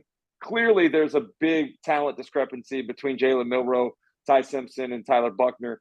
But the biggest issue I see for this offense is the offensive line. I think it's funny to think back in July at media days, all the talk from this Alabama offensive line about what they were going to do this year and how good they were going to be. It's the same story, different season, where they're the liability on this offense and limiting, what they're able to do. 5 more sacks from a South Florida defensive line that I have to imagine doesn't really stack up to what Alabama's going to face the rest of the way with their schedule here in the SEC. So there are some big issues. Jalen Milroe at least gives you the opportunity to help compensate for some offensive line deficiencies. It can also add in the run game. Credit to Alabama for finding a way to win. Credit to Alabama for being able to run for over 200 yards. But the offensive line is an issue, and I'm anxious to see what the talk from Tuscaloosa is the rest of the week. Now, Chris, looking back or referring back to some comments you made about your top 5 teams in the SEC that you guys talked about on SEC Network, a pair of those teams, Missouri and Ole Miss, I thought picking up some big wins over the weekend, especially Mizzou, right, with the thicker kicker hitting the 61-yarder at the buzzer. They beat Kansas State, a top 25 team, and I thought that was a game, Chris, that if Missouri was going to hit, let's say, the 8-win or 9-win mark and break this mold of going 500, that was a swing game they needed to have. And then, of course, Ole Miss, it was ugly at times, but the final score reflects a 48-23 win over Georgia Tech. What do you like so much about those two teams right now that you put both of them in your top 5? Obviously, both are undefeated. Both are winning, dare I say, in different ways. But, both right now, I think, have some of the highest quality wins that the SEC has to offer at this point in the non-conference. Yeah, that's 2 of the points right there. I think heading into this week, Ole Miss probably had the marquee win in the SEC over Tulane. This one over Kansas State that Missouri had probably puts them ahead. Both are 3-0. I think, to me, some of it has to do with what they've done, and some of it has to do with what the other teams in the league have done. It's just it's a battle of maybe who's less bad in some degree, and I find it weird saying that. But I was impressed with Brady Cook. Luther Burden continues to be the go-to guy on that offense. I thought Blake Baker did a great job defensively of bringing some pressure to heat Howard up, particularly as they got closer down into the red zone. But the resiliency and perseverance were things that stood out to me. Bad things happened every time you felt like Missouri was making some headway. Kansas State would counterpunch, and it didn't knock out the Tigers. So they found a way to make a play, and at the end, I think just trusting Harrison Mevis to take that 61-yard kick was pretty bold, given what could have happened in that scenario with a potential block kick or a return on a short kick, much like Auburn did to Alabama a few years back. Chris, before we look ahead to week 4 really quickly, we can't move on without talking about the Bayou Bengals. They dominate Mississippi State. Thoughts on them? Are they the best team in the SEC right now, or does that still belong to Georgia? I still have Georgia there. I think what we saw from the LSU Mississippi State game was maybe an example of just how good, or an illustration of just how good Florida State actually is. It's a long season, and one thing we know about Brian Kelly's team from last year is they got better as the year went on. It was nice to see Jaden Daniels look more like the quarterback I expected him to be. I've told you in the offseason, Jaden Daniels was my number 1 quarterback heading into the year, and yesterday he looked like the dual threat that I expected him to be. Little curious as to why Mississippi State's defense played so soft in coverage and allowed a lot of those the shorter throws to kind of get him into a rhythm. Then they started hitting some of the deep balls on some double moves, a couple to Malik Neighbors. But I thought that, all in all, he was the guy that I expected him to be. Second half, used his legs, was able to beat the rush of Mississippi State's defense. Always very good in the zone read stuff. So they certainly asserted themselves. And defensively, it was just a mismatch. The offensive line for Mississippi State is trying to go through a transition. Those guys, largely, a lot of them recruited to play in an air raid system, having to kind of transition into more of a pro-style attack. I think it's a tough task for them. You go back and look, they ran the ball well last week against Arizona, but 2 of the Arizona edge rushers weigh about as much as I do. And it's a different story when you're playing against an SEC defensive front, particularly one that has Mason Smith back and Mekhi Wingo. Those guys playing together for only the second time this season were a formidable duo up front. Chris, South Carolina hosts Mississippi State on Saturday night in week 4. Your thoughts on that matchup and the importance, I think, from the Gamecock perspective of that one, because you showed some progress against Georgia, but you sit 1-2 right now. I think for South Carolina to hit, say, the 7 or 8 win mark, Chris, I think this is a must-win type of toss-up game. Obviously, Mississippi State is reeling. When you look at this game, how would you describe the importance of this one for both sides, but definitely South Carolina being the home team hosting this one under the lights? Yeah, I think when you go through your schedule in the preseason, you look at, here's some games they're definitely going to win. Here's some ones that they're definitely not going to win. And to your point, making sure you capitalize on the toss-up games and something I thought that South Carolina did a good job of for the most part last year. I guess I wouldn't describe Tennessee or Clemson as toss-up games from the preseason in 2022, but they were able to get those 2 as well. This is a game with a new staff in Starkville, trying to figure out an identity that South Carolina should have the advantage over. I think seeing the way they played, as we go back to last week against Georgia, seeing the way that they were able to have some success on the line of scrimmage gives me some confidence that they can use the game plan from what LSU did, and that was stop the run, take away the effectiveness of Woody Marks, make Will Rogers beat you throwing the football. He just doesn't look comfortable in this offense yet. They don't have receivers that are stretching the field consistently. So I think that that's every defensive coordinator's first and foremost goal going into a game is to stop the run. But I think even more so, Clayton White's attention will be, hey, turn the tape on. Here's what LSU did. Here's the success we had up front against Georgia. Let's build on that and make them as one-dimensional as we possibly can. Chris, the best of the rest of the slate in week 4, Bama hosting Ole Miss in a game that I think we're going to learn a lot about both of those teams. And obviously it's vastly important for the Crimson Tide, because if folks think the panic is high right now, drop one of the Rebels and see what happens. Texas A&M and Auburn, I think that's a must-win game for Jimbo Fisher. Obviously, Hugh Freeze, you look at this is sort of, one of those games that I think you could see Auburn sort of playing spoiler in regards to what a team's trying to accomplish, and they could wreak some havoc in the SEC. Kentucky, Vandy, that's a big one for Mark Stoops. I know Vandy obviously coming off the loss to UNLV. They don't look all that great. Tennessee, UTSA is a sneaky good game. LSU, Arkansas. I mean, your thoughts on the rest of the slate and what really stands out to you, and what you're most excited to see this weekend? Well, I'm excited to see that Ole Miss Alabama game in Tuscaloosa. I was shocked. Somebody told me on Sunday morning that the spread was 11, that Alabama was favored by 11. That's one of those too good to be trues that everyone wants to run and load up on Ole Miss, and somehow the Tide ends up winning by 2 touchdowns. But to me, I don't see it. And maybe it has something to do with the health of Trey Harris. They certainly need to get him back because he's a dynamic weapon. Obviously, one of Jackson Dart's favorite targets, but I don't see that based upon the struggles that Alabama seems to be in. They're not gonna win the game, let alone cover, unless they go back to Jalen Milroe. I fully expect to see him back in the lineup. I fully expect them to kind of overhaul what they're doing offensively and become more run centric with him. At this point in time, you got nothing to lose, so that needs to be the goal this week. I'll go back and talk about the Texas A&M and Auburn game too.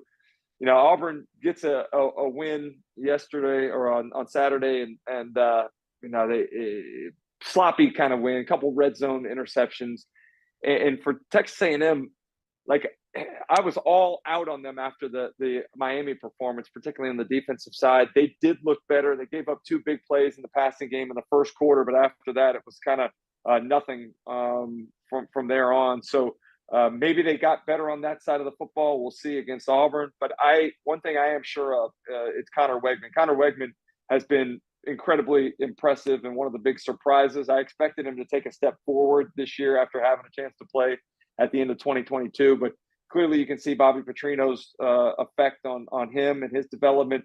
And that group of wide receivers, Ja'Day Walker kind of stepped up, provided 100 yards receiving in addition to what Anaya Smith did on Saturday. So that continues to be the strength of that team. I'm not sure that Auburn can hold up and score with what I expect Texas A&M to, but a lot of it's going to have to do with how that defense plays. If they play like they did against Miami, anybody can hang in the ball game. Chris, you mentioned Connor Wegman. Of course, we talked to LSU and Jaden Daniels. You mentioned your respect for Spencer Rattler, specifically on Rattler. I mean, where would you put him right now in the SEC? Because I think what he's doing, again, putting this Gamecocks football team on his back. I saw a stat this morning, Chris. South Carolina right now is 8th nationally in passing offense. They're 130th in rushing offense. I don't know if they can sustain that. I think it makes South Carolina nearly one of the most volatile teams in the SEC, just simply because the way that QB1 is playing, they're, on any given day, good enough to beat anybody left on their schedule. But let's just say, Chris, he has an off day. They don't have a second pitch, right? And they don't exactly have a dominant defense. So, I mean, your thoughts, you mentioned how impressed you were of him, but your thoughts on him as a whole and where he sits right now amongst the other SEC signal callers, if you will. Yeah, I love that you contrasted those two statistical categories, because I think it even more illustrates how effective Spencer Rattler's been able to be without any sort of support of the run game. It's tough enough when you're dealing with some of the protection issues that South Carolina's had to deal with, let alone the inability to run the ball. They've got to find a way to manufacture some run yards. It's going to be a long season if they can't do that. But I think Spencer Rattler was the guy. I was kind of skeptical of the success that he had at the end of the year. I felt like he caught lightning in a bottle and wasn't sure if they'd be able to resuscitate that life at the beginning of this season. But certainly Dow Loggins has done a nice job of that.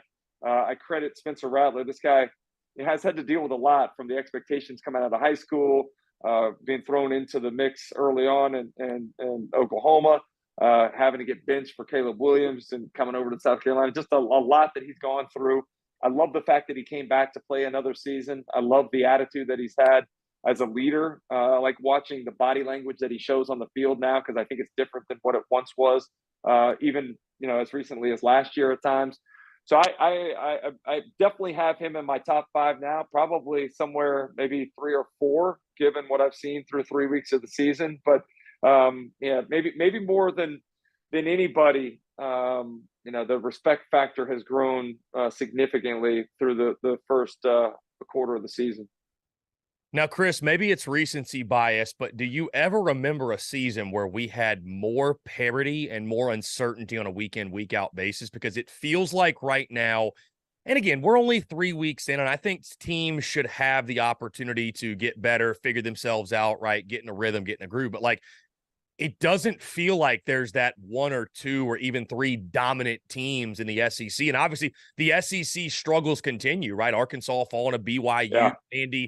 Vandy's losing to UNLV, and UNLV's trolling the SEC on Twitter. I mean, I just don't remember a year, and I know it's because of the portal NIL stuff like that, these rosters moving around. I just don't remember a year in which, we're 3 weeks in and I still feel like I don't know anything. I feel like I almost know less than I thought I did. Do you feel that same way? Yeah, I feel that same way. And I think, it's interesting to try to look at it and say, well, is this more fun or less fun? Because I think to some degree, putting that top 5 together that I did on Saturday night was kind of fun because it wasn't the usual suspects. And it changed significantly from the top 5 I put together on Friday night on our preview show. So I think that it's good for college football. It's good for the SEC. I was having this text discussion with some of my SEC network folks earlier on Sunday. And, one of them said, we're not getting a team in the college football playoffs. I said, I wouldn't. It's kind of soon to say that, especially like when you look at the rankings. I was high on Texas and FSU last week. They both struggled a little bit on Saturday. Michigan struggled at times on Saturday. Georgia struggled at times on Saturday. I don't know that there's anybody that's really asserted themselves as head and shoulders above everybody else. So, I think it's just a prelude for what's going to continue to be an exciting season, one that's going to be tough to figure out. And when we get to November and the college football playoff committee gets together, I think they're going to be tasked with a tough exercise to try to figure out how to quantify what we've seen so far to that point through the first 2 months of the year. Chris Doering of SEC Network does a fantastic job week to week, both on the SEC Network and joining us on a weekly basis. Chris, it's always a pleasure, my friend. I appreciate you helping us make sense of it all and look forward to do it again next Monday as well, man. Thank you so much. I don't know if I helped make sense of it, but it's fun. I think it's cathartic to kind of talk through some of these things, man. So thanks for having me over, man. Indeed. Appreciate you, Chris. See you, buddy. All right, guys, that was Chris Doering of SEC Network. Appreciate him taking the time each and every single week to talk college football with us. Of course, all things SEC, always really, really good stuff. Guys, that being said, we are going to jump into a quick break, but on the other side, our Q&A Power Hour. I want to hear from you, your questions, your comments, your calls, and more on the other side of this break. You're tuned in to the Daily Crow. The Daily Crow is brought to you by our friends at Carolina Cigars. Carolina Cigars has been in operation since 2008, recently taken over by the Peterson family in 2020. Whether you're new to the cigar scene or whether you've been enjoying cigars your entire life, Carolina Cigars has the expertise and knowledge to make your visit to their shop enjoyable. Stop by for a fine cigar and experience their classic cigar lounge, where people come together, share conversations, and become friends. So if you're into cigars and you're on Hilton Head Island, you really do need to go by and see them. They offer same-day shipping nationwide, free delivery island-wide for weddings and all special occasions. They're also proud to offer premium cigars at 9 outside humidor locations around Hilton Head Island, and they have special events throughout the year as well. They want to talk to you. They want to engage. They want to share with you their cigar selection they're very proud of and their beautiful cigar lounge. When you're in the Low Country, there's only one place for cigars. That's Carolina Cigars. And there's only one place I get my cigars. That's Carolina Cigars, Hilton Head Island's premier cigar merchant. Come and share your passion. It's all here at Carolina Cigars.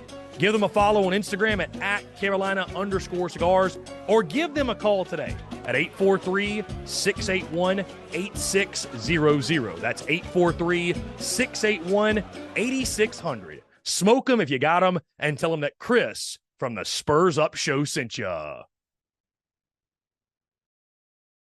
The Daily Crow is also brought to you by our friends over at A1 Air Quality Consultants. Headaches, coughing, running nose while in the office or just in your home. Call A1 Air Quality Consultants to have your air checked today. From Columbia to Asheville, Anderson to Charlotte, they are your breath of fresh air for all of your air quality needs. Be sure to give them a call or shoot them a text today at 864-619-2092. That's 864-619-2092. You can also contact them via email at a1airqualityconsultants@gmail.com. Be sure to check them out. We thank A1 Air Quality Consultants for their love and support of the Spurs Up Show, and tell them that Chris from the Spurs Up Show sent ya.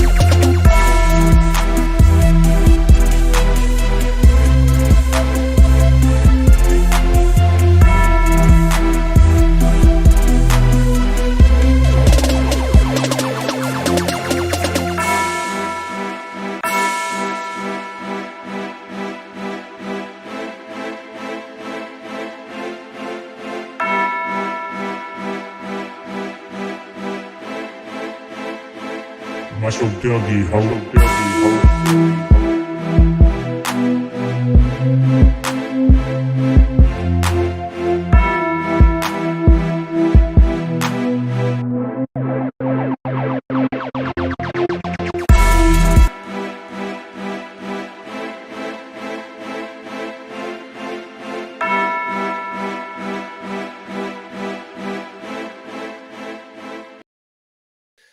All right, guys, we're back here on this Monday, September the 18th, 2023. Appreciate each and every single one of you tuning in. With that being said, the Q&A Power Hour officially begins, and I want to hear from you, your questions, your comments, your calls as well at 843-790-3377. That's 843-790-3377. Your thoughts on everything that took place over the weekend, not just Gamecocks, but in the world of college football.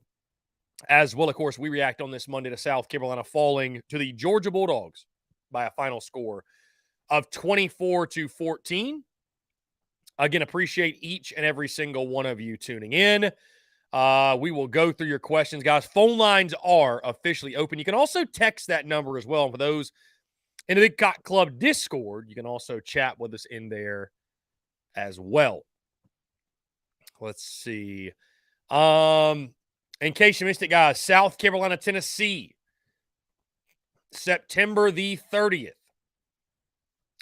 Gamecocks and Vols set to do battle, 7:30 kickoff at Neyland Stadium. Are you excited for that kickoff time? Do you hate it? Obviously, the night game favors the home team, and of course, we all know the Vols will be looking for some major revenge in that football game, but they got some issues of their own, so we shall see. we shall see what the deal is. Mitchell Red said, my belief is that this team, if this team had Jaheim Bell or Marshawn Lloyd right now as running back, we'd be a top 15 team and be 3-0 right now. I mean, I'd be lying to you if I told you that I wish that Jaheim Bell had never left, because I think in this offense, I think the way he would be utilized, we don't, here's the thing. We don't like the way the Jaheim Bell thing ended, and I understand that, but the guy has talent. There's a reason Florida State wanted him, right? So had he to stayed, I think he'd be a big-time impact player, guys. I mean, those who were saying in the offseason that, Trey Knox was an upgrade over Jaheim Bell, and I don't think I've seen Joshua Simon make a catch yet. Maybe like 2 or 3, but the tight end position has been practically non-existent. Trey Knox isn't a good blocker, which goes back to what Arkansas folks told me at SEC Media Days about him, that he's a big dude. He wins when he gets off the bus, but he's not a very good blocker, and had that crucial drop, obviously, late in the game, which I know it's raining, guys, and the weather, but, like, welcome to big boy SEC football. You got to catch the football. You got to catch that ball. Bottom line. You have to catch that ball. You have to catch that ball. So, let's see. Anyways, that is neither here nor there. It's all hypotheticals. There's no point in even discussing it. So, again, guys, 843-790-3377. The phone lines are officially open. In the meantime, we'll go through all of your questions on YouTube. Nicholas Weil says, all I got to say is this: where were any trick plays or anything crazy from special teams? We totally played it safe and quit playing after the first half. And I tip my hat to the defense. What an outstanding game they played. I mean, I will say, Nicholas, that is my one gripe from the football game, is that, 24-14 is no score to be ashamed of. But having Georgia on the ropes 14-3 and then getting outscored 21-0 in the second half, that's just tough to stomach, man. That's just really, really tough to stomach. And it's surprising for a team and for a coaching staff that is normally really, really good in that department, that being halftime adjustments. So I was surprised at some of the conservative nature of the game plan. I was surprised that South Carolina didn't take more risks. I was surprised at that as well. I really was.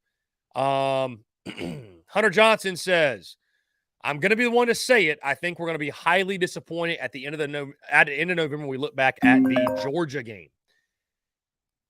Maybe Georgia's a 2 or 3 loss team this year. We'll see. Let's jump to the phone lines, guys. Call from Bo. Bo, what's up, man? How are you? Hey, what's up, Chris? What's going on? First time caller, man. I love what you're doing. Love what you're doing over there, man. Kind of like love at first sight.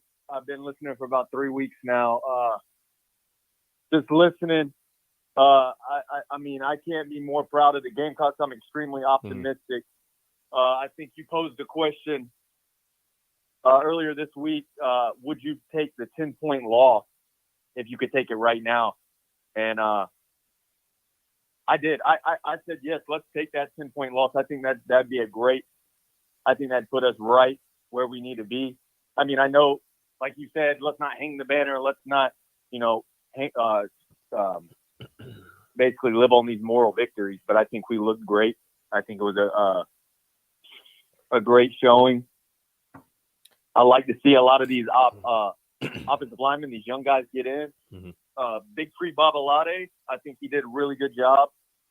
And I like the defense. I think the defense did what they were supposed to do. And honestly, man, I think the only thing that we're missing right now is a running back. And I want to say I think it's Mario Anderson. But, I mean, what are we going to do if we're not giving him a shot, He only had, 2 touches in the last game. Mm-hmm. Literally dragging the defense on his first carry of the day. I mean, dragging them for like an extra 3 or 4 yards. So, what are your thoughts on that? Yeah, and to your point about the whole moral victory thing, man, I would say this. I think that gets really, really overplayed, especially amongst like fans bickering with each other because it's like we don't play the game, right? Like if South Carolina goes out there and they're making T-shirts that say we lost by 10 to Georgia, like that's some moral victory craziness. But like there's no shame in seeing progress, right, in the football team, understanding the challenge that your team had and being happy that a game was not as wide a margin of defeat as it was supposed to be and or as we've seen it in the past. I mean, this game last year was a 41-point margin of defeat, right? So I wouldn't blame – I'm not going to blame anybody. I think you're kind of – you're off your rocker if you're not excited. Don't see the progress from the game on Saturday. I mean, there's things to be – I mean, the fact that we're frustrated on this Monday because, hey, South Carolina could have won that football game. I mean, that's a positive in my mind.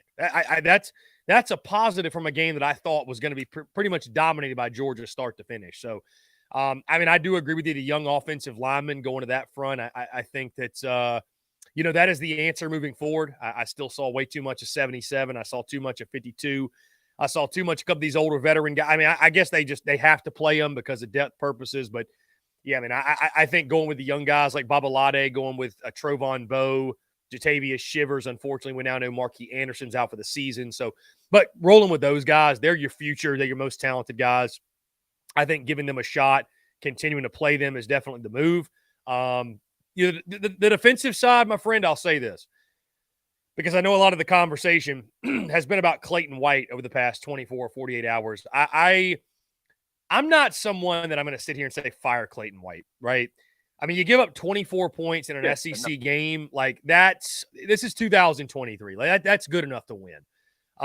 At the same time, I'm not going to blame anyone who is just sick and tired of looking at stats and seeing South Carolina dead last in practically all of them, right? The Gamecocks can't get off the field on third down. They can't stop the run. And now they're not generating turnovers at nearly the rate they were doing the first two seasons under his leadership. So I'm kind of in the middle when it comes to Clayton White, whereas, a guy like Marcus Satterfield, it was so obvious that the Gamecocks needed to make a change. Like, I think Clayton White does some good things, but, I think he's okay. I think he's all right. I think South Carolina could probably do better at DC, but it's not like he's done anything egregious that makes me want to say he's the worst. They got to get rid of him. So, but anyways, to your point, man, I mean, listen, I thought it was I thought it was a great fight. I mean, South Carolina's got a room full of fighters on that team, and I mean, they're going to give that's the culture of the program, right? They're going to give their guts every game. But, I think South Carolina in the running game, like you mentioned, man, I do think Mario Anderson should get more of a look, but I think the offensive line just got to improve as well. But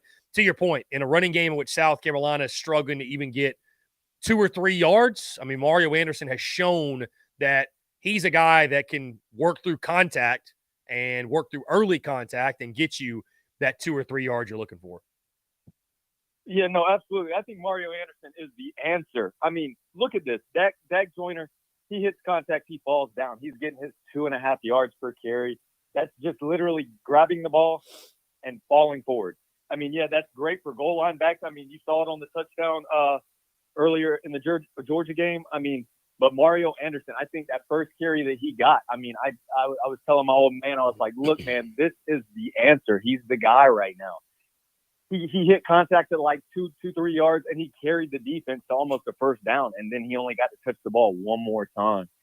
And I just don't understand. And earlier in the show, you were saying, continuing to go back to the same thing that's not working is the definition of insanity. And I think that unfortunately, Beamer is kind of on the same page as Dabo when it comes to loyalty to his players, and I think that he is just he doesn't want to give up on Joyner because, I mean, he's loyal to his guys. He wants to do right by his guys. And I just think that when it comes down to it, it's time to play the guy that's going to help win the game. And I believe that that's Mario Anderson. And, I mean, if you look at Mario Anderson, I think I got some stats pulled up on him. I mean, what is that last year, 2022? I think I had it pulled up right here. The Harlan Hill Trophy finalist, that's the Heisman equivalent to the FCS team, FCS Heisman.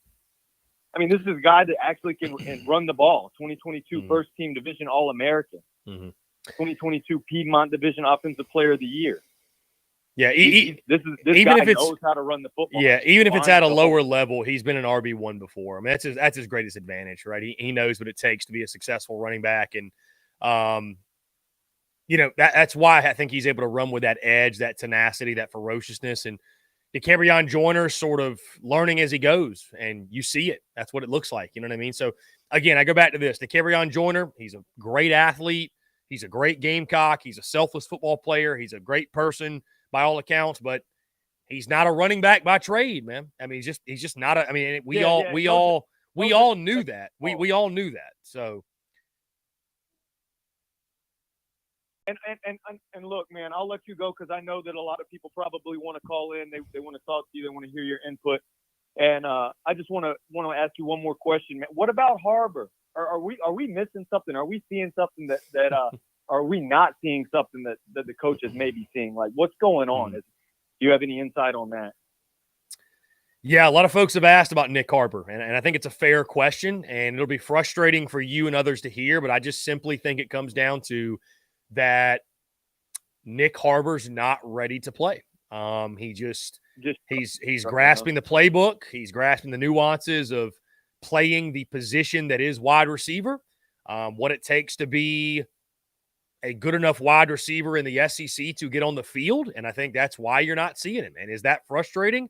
Absolutely. And people will say, well, how is Luke Doty out there? How is Luke Doty playing? Well, Luke Doty did play wide receiver in high school. I don't even think Nick Harbor spent most of his time, I believe, at defensive end in high school. Yeah, but he wanted to play wide receiver because he wanted to score touchdowns, and I totally get that. But this is why I said over the summer I thought it was going to take about half the season for him to really start making an impact because and we heard too, and he suffered an injury in fall camp, but we heard there was an adjustment period. He was having some troubles getting off the line. He was having some troubles learning how to play the position. So, it's frustrating. It's wildly frustrating. Don't get me wrong. I feel the same way. But it's just kind of where you are. So he's fine. I think if you ask the coaching staff, if you sat Shane Beamer down in a room and got some truth serum in it, I think he'd just tell you, hey, he's just not ready. Bottom line, he's just not ready. Yeah, and that's 100% understandable. Like, I get that. Young guys, especially that didn't focus on that primary position growing up, I get that.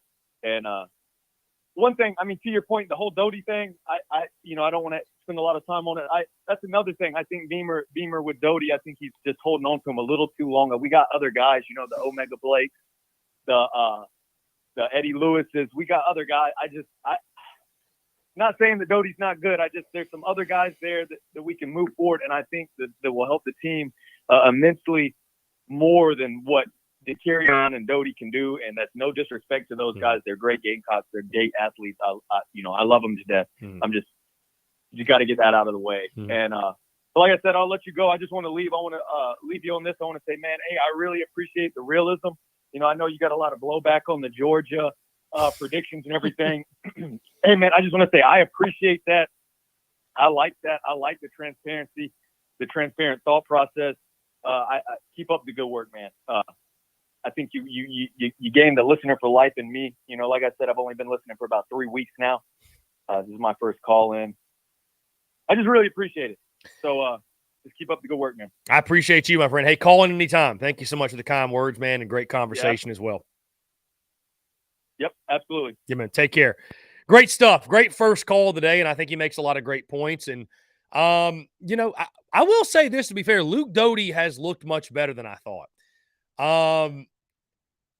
And I'm not going to sit here and pretend like it's not frustrating, guys, that Nick Harbor's not out there making some contributions. And, I mean, I had people telling me he might be a 750-yard receiver and all that. And, like, I just, I mean, let me ask you this, guys. Do we really think that, and this is just, I'm genuinely asking this question. Do people genuinely believe that Shane Beamer and this coaching staff are playing guys out of loyalty and not purely out of who is the best available and who helps us win football games? Because that's what some people are saying about guys like Luke Doty at receiver and DeCamerion Joyner at running back. I mean, I don't believe it. I don't believe it at all in the sense that, like, these guys, this is their livelihood. They're not going to pick favorites, and this isn't church ball, this isn't rec league. Like, this is big-time college football. I don't think they're going to – I could be wrong. Maybe I'm naive. I don't want to believe it either because that's malpractice in my opinion. Let's go to the Big Cock Club Discord. Our guy Austin Gregory says, this time last year, fans are demanding that we put the ball in the hands of our playmakers while the rushing attack has obviously struggled. How do you feel Dowell has done it getting the ball into the hands of our playmakers thus far? I think he's done a great job, Austin. I really do. Targeting Xavier Legette consistently. Obviously, when Juice Wells was in the game Saturday, they went right to him on the first drive. I mean, I think they're doing a great job of that. I mean, I'd like to see more out of the tight ends. That's probably my biggest gripe, I guess. But, I mean, I think they are targeting their top guys and making sure like guys like 17 get the football a lot more. I've liked what I've seen. Call from Matt. Matt, what's up, man? How are you? Good, man. How you doing, Chris? I'm doing Good well. to I be on the appreciate show. you asking. What's going on? I want to get your input on this question right quick. Wouldn't you think it would make better sense for the Gamecocks to move Dak Joyner back to receiver since Juice Wells is out for the foreseeable future? To me, that would make the best sense since he's played wide receiver the last two seasons.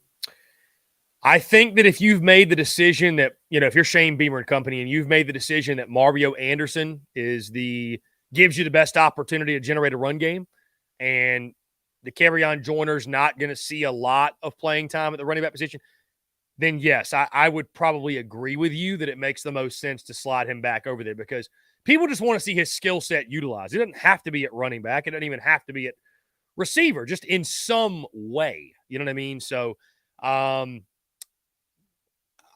think it would make a lot of sense. Yeah, if they decide that, if Kerryon Joyner's not quite in the game plan at running back anymore, why not move him to wide receiver and just, put another weapon on the field? Yeah, that's what because I would rather, because we're not doing anything with them in the run game anyway. No offense. I love Dak Joyner, but we're not doing anything in the run game to begin with. So why wouldn't you try to fix that? And then you already know you got Spencer Rattler throwing the ball to anybody who's open. So to me, it would make more sense that Dak Joyner would get more looks at receiver than he would get at running back. Mm-hmm. That's just me, though. Yeah, so. It's at this point, yeah, because I think that through 3 weeks and, as I said earlier in the show, man, I don't put it all into Kerryon Joyner because the offensive line has not exactly paved the way. But I think for those of us that watch, it's, you can tell that he's not a running back by trade, which isn't a diss at all. It's the reality, right? It's the reality. So, yeah, I could see the move. We'll see if they do it, but I think it would be a move that makes a lot of sense seeing he spent the last couple of years at that wide receiver spot. Right, and like to your question earlier, I think it's a mixed bag with like Shane Beamer being overly loyal versus, he just knows, as opposed to like Mario Anderson. He can run in the SEC, he could do that, but I think Shane Beamer's just going with what he knows with Dak Joyner and Luke Doty, who's played on the team for the past 2, 3, 4 years. Mm-hmm. So I think it's a little bit of both in there. I think he might be a little too loyal, and I think he might just be going with what he's comfortable with. To answer your question. That could be it. Hey, listen, that could be it. That could be it. Yeah, I appreciate your call, man. I appreciate having time to talk to you. Yeah, man. Hey, I appreciate you calling in. Thank you so much. Maybe it is loyalty. I don't know. Coach Ford chimes in, says, I have been telling pumpers like you that Dak and Doty should have been in these roles 3 years ago, but experts like you should be straight on how to not understand. Coach Ford, I don't know if you're talking to me. I don't know if you are or if you guys are having your own conversation in the comments, but I feel like I've been very, very realistic about, dude, I've taken a lot. I've taken a lot of heat for my comments and commentary about the Kerryon Joyner, especially over the years. Like, it's got me to a point where, like, I really don't even want to speak on it, to be honest, because you guys all recall what happened last year when I just said I was asked after the Arkansas game last year, why is Dak Joyner not on the field? Why is he, I said he's a positionless athlete, man. Like, because he's good at a number of things, but he's not great at any one thing, and that's why he's struggling to find any reps, any playing time. And, dude, there were people trying to get us canceled off of the internet. So giving a take about the Kerryon Joyner, a player that I'm a fan of, it ain't worth all that. You know what I mean? So, but I've been very transparent about that. And like, I mean, I would like to see Nicholas Harbor get in there over Luke Doty at wide receiver. Luke Doty's a freaking quarterback, man. But you know what? Nick Harbor's not ready to go. And I guess somehow, some way, Luke Doty is better than all these other receivers you recruited. And I don't know, man. I genuinely do not know. I don't know. I don't know. It's funny how, by the way, this morning our guy Brian Lattimore, he chimed in on it because the Myrtle Beach folks, they have got a loyalty to Luke Doty like you wouldn't believe, man. They will not allow any sort of Luke Doty criticism. I'm just messing with my guy Brian Lattimore, by the way. Let's see. James Ken on the Big Cock Club Discord said, okay, Chris, what will they find first? What will we find first? South Carolina's running game or an F-35 near Charleston? They'll probably find neither. So they'll probably find neither.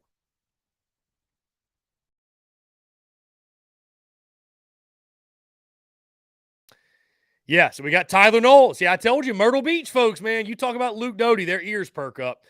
He played wide receiver for 2 years, quarterback for 2 years. Yeah, I mean, I think Luke Doty's actually done some nice things, which is it's a really interesting storyline. But, really interesting storyline. But I think he's looked okay. Guys, again, 843-790-3377. The phone lines are open. My guy Eric Reese chiming in. Not worth putting DK at wide receiver at this point. Dude is 230 pounds now. Yeah, he he did bulk up to play that position. So he did bulk up to play that position. Let's see. A lot of chatter, a lot of back and forth.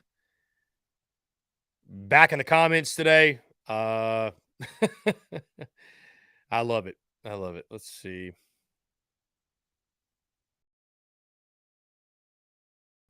All right, cool. Let's jump to the phone lines here. Call from Tyler. Tyler, what's going on, man? You're on the air. Oh man, this is awesome. I've been watching your live streams for a couple of years now, and I'm calling from Colorado. Very nice. Shout out to Colorado, man. I've never actually been out there, but would like to sometime. Heard it's awesome. My cousin's a big Gamecocks fan. He lives in outside of Columbia, and me and him were kind of discussing the Georgia game and stuff like that. So I thought I'd just kind of chime in, on this kind of game and stuff like that. And my biggest concern really is the offensive line, just to kind of get things rocking. So I wasn't too sure how you felt about that. Yeah, I mean, I think it's going to be this team's this offense's for sure biggest question mark throughout the season. The one thing that encourages me, I'll say, is that there are young guys who are now starting to get playing time.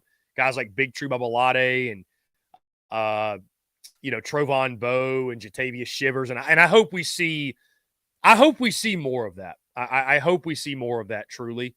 It gives me hope that by the time we get to the second half of this season, right, that 4-game home stretch to end it, that this O-line may be gelling a little bit better and doing a little bit more than it is now. But I don't think at any point, my friend, it's going to be a strength. I think South Carolina, hitting the goal week in, week out is, can we just hit 100 yards rushing? If you can hit 100 yards rushing, you had a successful day at this point, right? And you provided enough balance to allow Spencer Rattler and that offense to operate, because this season is going to come down to 7. It's just going to come down to Rattler. It's going to come down to what he's able to do on a week in, week out basis, and that's asking a lot of him. But I mean, welcome to playing quarterback in the SEC, right? So I just I don't think with the group you've got up front, the group you've got in the running back room, I don't think that having a strong running game, and I'd love to be proven wrong, but I don't think at any point this season do we look at South Carolina and say, oh, there's a strong running game now. I just don't. If this running game can get to a point of being serviceable, I think that is a win when you consider the personnel you have in place. Do you think the ceiling right now is 7 wins? No, I think you could get to 8. I do think you could get to 8. I think, I think 7-2. I mean, they did it last year, right? 7-2 in the last 9. Yeah, they did. I think it's possible I don't think it's likely. I feel good about my 7-5, preseason prediction, if you will. Now, we'll get into it more later in the week, but this Mississippi State game, this is the one that you have to have. I mean, you have to have this game to keep 7 or They're 8 playing wins. in Columbia, correct? Yes, night game in Columbia, Saturday night. You got to have this one. I think 8 is doable. I think it's possible. I think 7 is most likely. And I think 6 is almost possible. Like, I think 6-6 is just as likely as 8-4 right now.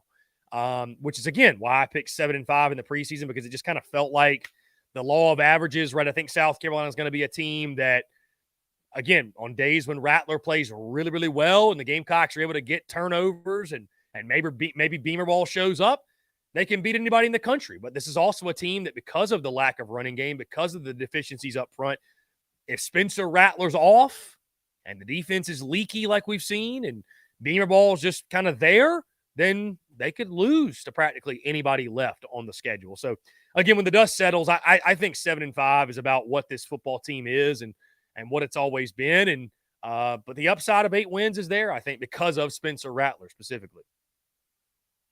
So what do you believe that they need to do in the offseason to get this run game better? Is it just getting more talent up front, or you need to go recruit a guy or transfer portal more running backs? Like, what do you think is the big factor with the team moving forward next season with up front? Yeah, with well, your running backs and your offensive line. The good news is that help is on the way with Josiah Thompson, who actually just got his 5th star today from the On3 recruiting services, and then Cam Pringle as well, and then all these young guys, right, that, Big Tree Babalade, Trovon Bowe, Marquis Anderson, Jatavius Shivers, like, these guys are all going to be a major, major part of your offensive line.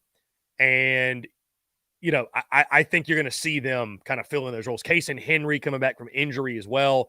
Ryan Brubaker, another kind of young guy, if you will. And then, like I said, you continue to add the pieces from recruiting. So, I mean, if you can go out in the portal, right, obviously, and add a big-time offensive lineman or two, that'd be helpful. That's something that I think South Carolina obviously did not do this offseason, and they're paying for it. I mean, bottom line, you want to go back to the problem, they're paying for it. South Carolina's paying for not getting some big-time Power 5 offensive linemen. I know there weren't many out there, don't get me wrong, but, like, the guys that you picking Sidney Fugar from Western Illinois, you chose wrong. Like, I don't know how else to tell you, but you chose wrong, right? My cousin was very, very much about that, because they need to send him back to Western Illinois, because he was not a good lineman for the Southeastern Conference. Like, he's just not a dog in that scenario.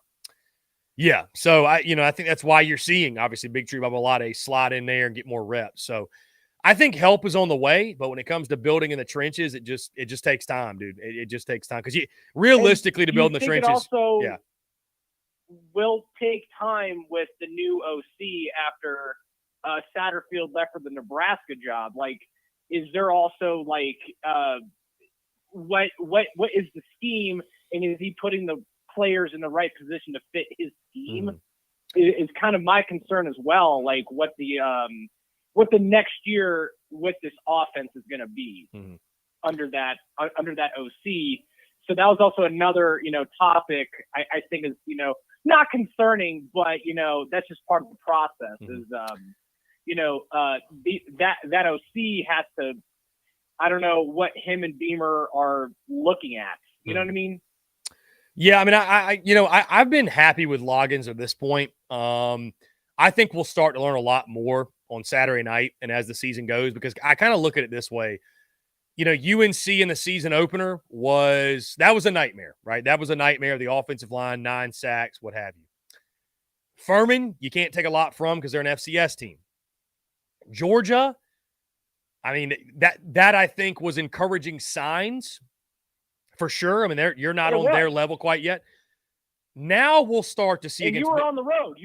Right. And you had them at halftime. Right. I think now 7-3 at halftime. Yeah, 14-3 at halftime. Yeah, I think now though with 14-3 at halftime. With Mississippi State, then Tennessee, then Florida, and playing some teams that I think you're more kind of on equal footing with, we'll really start to kind of get an idea and gauge. Okay, where is this team? Where exactly is this team? What are the strengths? What are the weaknesses? What have you? So But so far, so good for me for Dowell Loggins. I don't really have any complaints at this point. Well, that Mississippi State game is they need to put, in my opinion, like 40 points on the board where I feel confident the remainder of your conference play, because you'll be playing who knows what Tennessee's looking like. Florida just had that great upset, but like they're still skeptical. So in the end, you can beat these teams. Like it's very like the Southeastern Conference is wide open. So I wouldn't be surprised if they can go 3-0 or like 2 or like 1-3 or 2-1. Like those variables are there, but I feel like they have enough talent to, you know, kind of make a streak after this performance, because they only lost by 10. Yeah, I mean, again, I think it's that really kind of what. Yeah, it's encouraging signs, man. I think it also screams at the football team that you're good enough to compete with anybody and beat anybody. So I think South Carolina's football team should be riding a wave of extreme confidence coming out of this game. And, you know, we'll see if they could parlay that into a big home win on Saturday night, a win you have to have. But I was definitely encouraged by the Georgia game. Definitely encouraged. I definitely was too. My cousin wasn't too upset. Me and him had a long conversation about that. And, yeah, no, just thanks for picking up the number, man. I've been watching you or hearing you for a few years now, from what it feels like, you know, and, you know, you have a fan out here in Colorado. And, you know, I rock my Gamecocks out here, and people are kind of surprised. Hey, shout out to Colorado, man. Keep holding it down. I appreciate you. Thank you so much for the call. Spurs up. Spurs up indeed. How about that? Colorado checking in. Great stuff. Guys, we'll jump into a quick break. On the other side, though, I want to continue to hear from you, more of your questions, your comments, your calls, and more here on this Monday. You're tuned in to The Daily Crow. The Daily Crow is brought to you by our friends at Carolina Cigars. Carolina Cigars has been in operation since 2008, recently taken over by the Peterson family in 2020. Whether you're new to the cigar scene or whether you've been enjoying cigars your entire life, Carolina Cigars has the expertise and knowledge to make your visit to their shop enjoyable. Stop by for a fine cigar and experience their classic cigar lounge, where people come together, share conversations, and become friends. So if you're into cigars and you're on Hilton Head Island, you really do need to go by and see them. They offer same-day shipping nationwide, free delivery island-wide for weddings and all special occasions. They're also proud to offer premium cigars at 9 outside humidor locations around Hilton Head Island, and they have special events throughout the year as well. They want to talk to you. They want to engage. They want to share with you their cigar selection they're very proud of and their beautiful cigar lounge. When you're in the Low Country, there's only one place for cigars. That's Carolina Cigars. And there's only one place I get my cigars.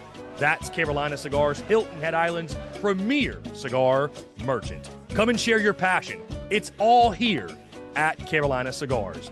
Give them a follow on Instagram at Carolina_cigars, or give them a call today at 843-681-8600. That's 843-681-8600. Smoke them if you got them, and tell them that Chris from the Spurs Up Show sent ya.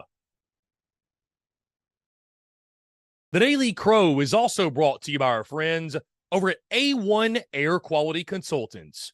Headaches, coughing, running nose while in the office or just in your home, call A1 Air Quality Consultants to have your air checked today. From Columbia to Asheville, Anderson to Charlotte, they are your breath of fresh air for all of your air quality needs. Be sure to give them a call or shoot them a text today at 864-619-2092. That's 864-619-2092. You can also contact them via email at a1airqualityconsultants@gmail.com. Be sure to check them out. We thank A1 Air Quality Consultants for their love and support of the Spurs Up Show, and tell them that Chris from the Spurs Up Show sent ya.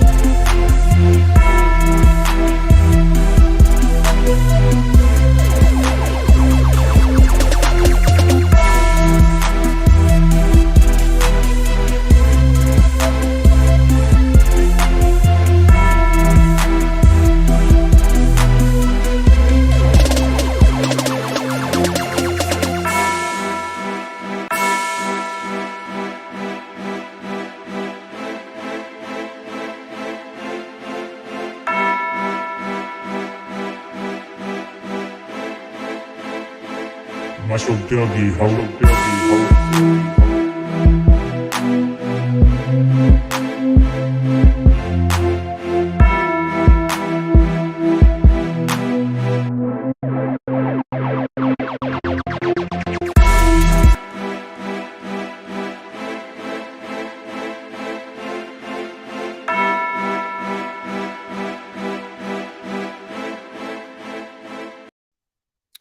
All right, guys, we're back here on this Monday, September the 18th, 2023. Appreciate each and every single one of you tuning in. We are taking your questions, comments, calls.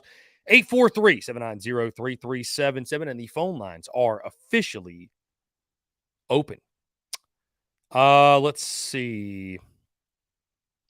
Anyways, you know what I'm kind of surprised about? Seeing the comments today.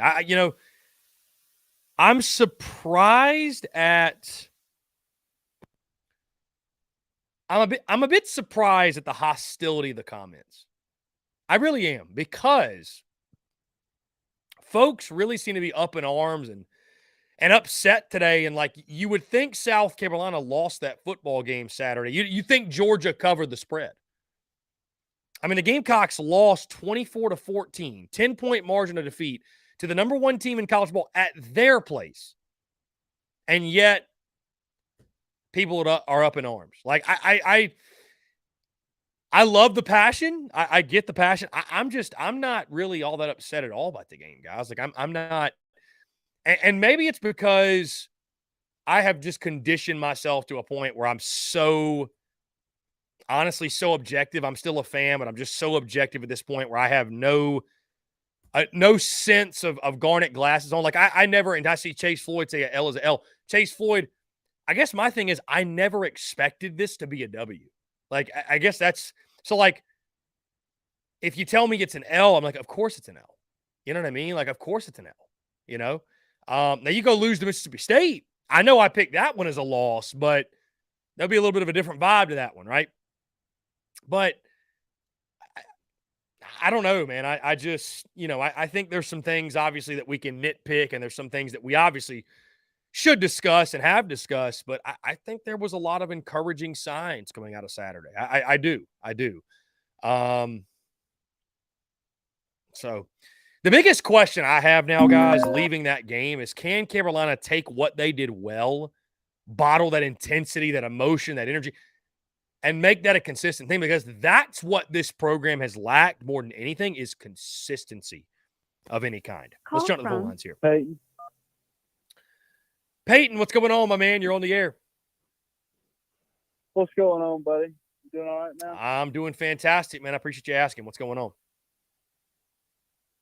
Not much. Just coming back to reality after a good weekend at Hilton Head. I know I called you a couple times while I was down there. I stopped by Carolina Cigars, talked some ball with those guys, and got a Romeo and Juliet 1875. Got one of those, and just talked some ball with those guys. Great service. I advise everybody listening right now, whenever you're down in Hilton Head or in the Bluffton area, go see those guys. They'll take care of you, and tell them that Chris sent you. Especially tell them that Chris sent you. It'll spark a good conversation, talk some Gamecocks ball. So I want to thank you for that. No, I appreciate you, man. Thank you. But man, it was a valiant effort, a very valiant effort. I'll say I'm not disappointed with the end result, purely because the expectations were so low going into this ball game. I think we superseded everybody's expectations at the end of this ball game. But that being said, one of the biggest things I said, in order for us to win, we did the opposite of that. We shot ourselves in the foot. There's a lot of first down penalties, put ourselves behind the chains, and eventually you do that enough over a 60-minute ball game against a team as talented as Georgia, they're going to make you start paying for it eventually. Mm-hmm. And I think that's ultimately what happened. I think, for lack of a better term, I think we just got, at the end of the day, we got outclassed and outgunned. But like I said, I'm I'm more than proud of the showing that we had in Athens Saturday. So I'll definitely say that. More than proud. Yeah, I mean, I was happy with it as well. I mean, it's always sucks to lose for sure, but yeah, when you're able to keep things in perspective and realize, what South Carolina did, being able to go out there and punch Georgia in the mouth, and I would agree with you. I think, man, I think the Dogs just wore down South Carolina as the game went on. Now, again, the only thing I'd say I'm a little bit disappointed in is the second half adjustments or lack thereof. I thought South Carolina could have been more aggressive, done some things to force the issue. Like, you're a 4-touchdown underdog. Play like it. Play with nothing to lose. Play like you have nothing to lose. And it felt like South Carolina was in the second half, maybe kind of just trying to hold on for dear life instead of going and taking that game and winning that game versus just hoping it was going to happen. But then again, you have to consider on the other side, like, Georgia had a lot to do with that. You know what I mean? Like, they're the back-to-back national champions for a reason. And so, I think you can, you can look at it like most things, the good or the bad. I mean, I'm choosing to look at it as, dude, you went in there and certainly exceeded my expectations and crushed the Vegas spread. And I think there's things to positively build on from that game. And, you take that and you run with it. And now you get ready for the rest of SEC play, if you will. Yeah. And you know what, Chris? Me and you talked about it last Thursday, I think it was, when I was down in Caligny Plaza. I said last week, if we find ourselves in an advantageous scenario in the second half of this ball game, we can't be scared to go out and win it. We can't be, we can't start getting complacent. Or I think, truthfully, just based on what Beamer had to say in the post-game presser, I think in his mind we were in the driver's seat of that game, which we were, but I think we kind of forgot who Georgia was for a minute. Speak just based on how we handled them in the first half, and handle them we did, mind you, we definitely did. But I think Kirby Smart proved once again he's the best coach in college football. I think Georgia's D coordinator, and I don't want to give Mike Bobo the credit, but I guess you're going to have to at this point, just because they came out and they blew us off the field in the third quarter. They did, but I'll say this, man: if you would have told me Friday when I locked in 34-17, if you would have told me then that South Carolina would be up 11 points going into the half, and we would also hold Georgia. Let's see. Did Georgia score 21 unanswered in the third quarter alone, or what? No, it was the third and the fourth. It was over I think they scored 14, and they scored 14 in the third, 7 in the fourth. So, okay. Well, be that as it may, we still held Georgia scoreless in was it the last 10 minutes of the ball game? They didn't score another point. I right? think so. Yeah. So, and if you'd have told me we hold Georgia scoreless for 10 minutes in the last in the fourth quarter, and we go in with a 11-point lead at half, I'd have said, "Well, I'm happy with it. I'll take it, man." And for people criticizing Rattler about the interceptions, man, we should have been pressing the ball like that. We should have been pressing the ball down the field like that to start the second half, whether as to, like you said, just trying to hold on and cling to a lead and hope we can play keep away. But with this running clock now, it's a hell of a lot easier to play keep away. And I think you should have pressed the issue earlier on in the second half and really tried to shut it out. Because if we go up 21-3 in the third quarter, I don't know how Georgia, as talented as they are, if you're down 21-3 in the third quarter at home and you hadn't lost at home in 4 seasons, I don't understand. I don't see how they come back from that. I really don't. But yeah, it's woulda, coulda, shoulda. Yeah, it's Georgia got that ball to start the second half, and I felt like they were going to respond. It's just I'm sure Kirby went in there and chewed their ass like he always does. I guess I was disappointed there was no counterpunch from South Carolina. I mean, they get shut out in the second half to not force the issue and take some. But we laid out the path to victory, and I think the thing that was most missing from that ball game was, South Carolina was unable to force Georgia in any turnovers, interceptions, fumbles, anything. Right? Carolina loses the turnover battle 2-0.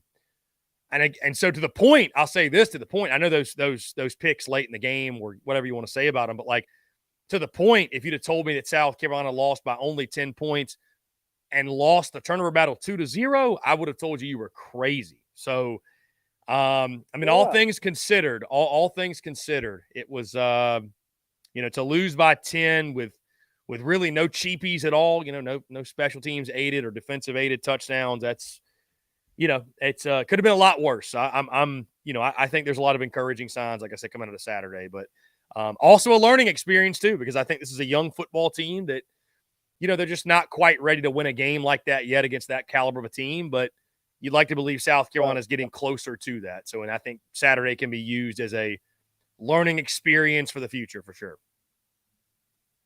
Absolutely, man. There's a ton of positives to take away from this past Saturday.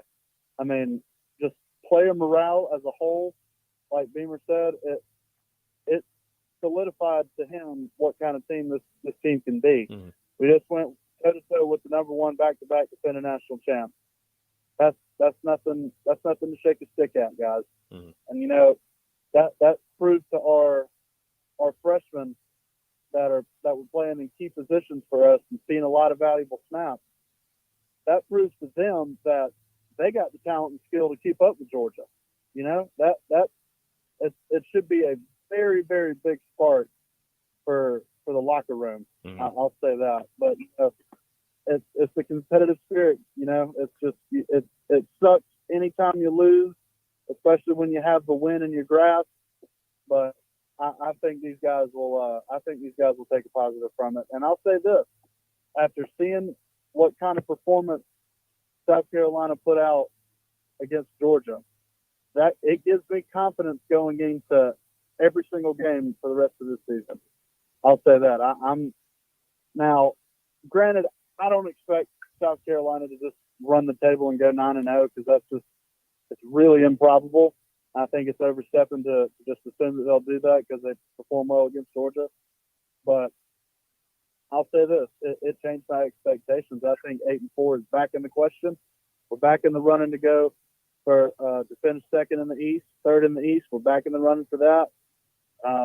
But it all starts next Saturday. It all starts this Saturday, bud. That's for sure. But we got promise going forward. Indeed, Peyton. Well said, my friend, and I agree with you. It's going to be really interesting, and I think this Saturday hopefully starts the run. Hopefully, man. Fingers crossed. Well, I'll holler at you more this week, and we'll chop it up about the next Bulldogs, the next bunch of Bulldogs we got to go see. So we'll holler at you tomorrow, buddy. I appreciate it. Thanks for the episode. Go Cox, buddy. Appreciate you, Peyton. Always a pleasure, my friend. Great stuff. And guys, I'll tell you this. We'll start talking about Mississippi State, of course, on Wednesday. But and I'm not. I'm just going to say this.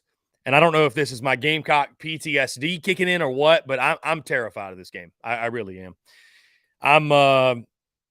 And listen, I get it. I know how bad Mississippi State looked against LSU, but as soon as you think you've got it figured out, that's when it seems like South Carolina finds a way to surprise you the most. And that's what I most want to see this weekend more than anything, is just find some consistency, like building off of what you've done.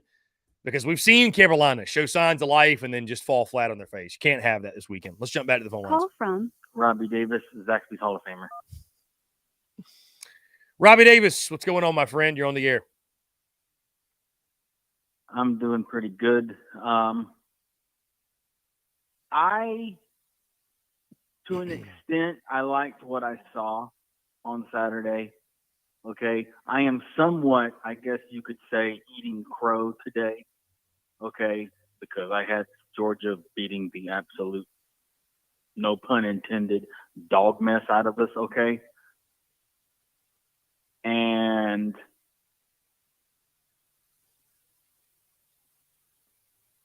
I did like what I saw from the defensive front, because like everyone else, I was not expecting our defensive front to get pressure, and we somehow got pressure. Okay. And I think I also think we showed that if Rattler has time to look downfield and go through his progressions, he can pick any defense apart. It doesn't matter if it's Georgia. It doesn't matter if it's anybody for that matter. It doesn't matter who it is. If he has time to look downfield and sit in the pocket, he can pick a defense apart, no matter who it is. Because there was times in the game Saturday where he had time to look downfield and he found the open guy 9 times out of 10. Mm-hmm. Yeah, I mean, listen, Spencer Rattler was the furthest thing from South Carolina's problem on Saturday. I mean, he kept the Gamecocks in it. He gave him a chance. He did what I thought he would do, man, and I thought played extremely well. I mean, again, those 2 late picks, you're just trying to force something, make a play. Going up against a defense like that and having no help from your running game whatsoever. I really liked what I saw from Rattler moving around the pocket and getting out of the pocket. I like to see the running ability of Spencer Rattler. I thought he was really nifty in the pocket. He's not a guy that I think anybody's going to label as fast, but he's fast enough. He's quick enough to get out of the pocket, make things work and extend drives. And, if he adds that to his game this season, he's going to be really tough to stop. But the season offensively is just going to come down to, can they find any semblance of balance, right? My greatest fear for this offense, as I've stated before, is on Saturdays when the Gamecocks can't find balance, right, between the run and the pass. Spencer Rattler's going to give you all he's got, but at some point, if you can't run the football, you're going to get exposed in the SEC. And I'm not saying that every week, like there's going to be some matchups where, maybe against the Mississippi State, you don't have to run the football. Maybe against a Vandy, maybe against some other teams. But, when you play some really quality opponents, your lack of being able to run the football, it's going to cost you. I really believe that. And also, I've noticed this through 3 games, okay? One particular offensive lineman, and you should know where I'm going with this, okay? Fugar is garbage. Putting it lightly, Robbie. How many holding Huh? You're putting it lightly. I think most all would agree with you, if not all would agree with you. Because the fact that he has been, I'm pretty sure in every single game, even though we've only had 3 games this year, in all 3 games, he's been called for either a false start on multiple occasions or called for holding. At some point, you got to put a different person in there, because it's getting ridiculous, and we're only 3 weeks into the season. I don't care where you got him from. Okay, he there, at one point during the UNC game, I swear to you, Chris, to me he looked like he was a deer looking into dadgum headlights of a vehicle. Lost all get out. And I'm just saying, okay, I'm gonna be at the game Saturday, but if Fugar starts on Saturday night against Mississippi State, you know what I would do if I was Mississippi State? What would you do? I would tell my defensive end, and I would tell a linebacker, go exactly where he's at. That's exactly what I would do, because he's blocking worth a damn. I would send a defensive end. I would have my defensive end and a linebacker go right into his gap, and freaking make him make a decision. Either way, he's screwed.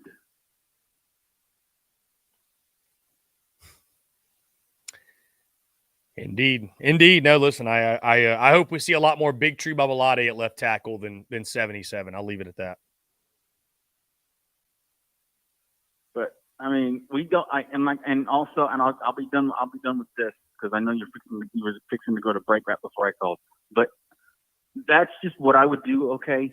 But like I have said, we do not have control over who the coaching staff puts out there. Okay. All we can do is show up week in, week out, and cheer on the boys and just hope they can somehow put something together and get a W. That's all we can do.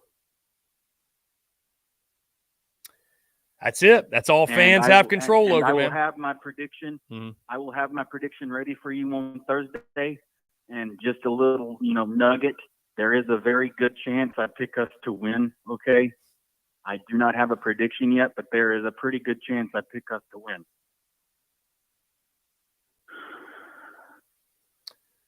There you have it. Robbie, you're the man. I So appreciate it, that's man. just a I'm little glad. I'm sure you're excited to get back to Willie B, and I'm excited to chat with you all week. Oh, yeah. Man.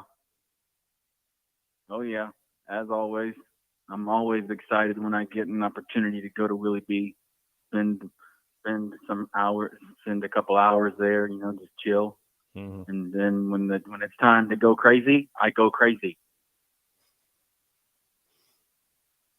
So I know you do, Robbie. I know you will. do. I will for sure. As always, like I said last week, I'll put some extra oomph into my cheering since you will not be there in person. I will put some extra oomph into my cheering, trying to cheer on the boys and get the win over the Mississippi State Bulldogs. So I'll be sure to do that. But that's all I got. Go Gamecocks, and to heck with Clemson. To heck with them. To heck with them. Robbie, you're the man. I appreciate it, man. Always great to hear from you. Thank you for the call. Great stuff from Robbie Davis, as always. Wouldn't be a day on TDC without a Robbie Davis call. Guys, we're going to jump into one final break. On the other side, we'll close out the show in style with your questions, comments, calls, and more here on this Monday. You're tuned in to The Daily Crow. The Daily Crow is brought to you by our friends at Carolina Cigars. Carolina Cigars has been in operation since 2008, recently taken over by the Peterson family in 2020. Whether you're new to the cigar scene or whether you've been enjoying cigars your entire life, Carolina Cigars has the expertise and knowledge to make your visit to their shop enjoyable. Stop by for a fine cigar and experience their classic cigar lounge where people come together, share conversations, and become friends. So if you're into cigars and you're on Hilton Head Island, you really do need to go by and see them. They offer same-day shipping nationwide, free delivery island-wide for weddings and all special occasions. They're also proud to offer premium cigars at 9 outside humidor locations around Hilton Head Island, and they have special events throughout the year as well. They want to talk to you. They want to engage. They want to share with you their cigar selection they're very proud of and their beautiful cigar lounge. When you're in the Low Country, there's only one place for cigars. That's Carolina Cigars. And there's only one place I get my cigars. That's Carolina Cigars, Hilton Head Island's premier cigar merchant. Come and share your passion. It's all here at Carolina Cigars. Give them a follow on Instagram at Carolina_cigars or give them a call today at 843-681-8600. That's 843-681-8600. Smoke them if you got them and tell them that Chris from the Spurs Up Show sent ya. The Daily Crow is also brought to you by our friends over at A1 Air Quality Consultants. Headaches, coughing, running nose while in the office or just in your home, call A1 Air Quality Consultants to have your air checked today. From Columbia to Asheville, Anderson to Charlotte, they are your breath of fresh air for all of your air quality needs. Be sure to give them a call or shoot them a text today at 864-619-2092. That's 864-619-2092. You can also contact them via email at A1airqualityconsultants@gmail.com. Be sure to check them out. We thank A1 Air Quality Consultants for their love and support of the Spurs Up Show, and tell them that Chris from the Spurs Up Show sent ya.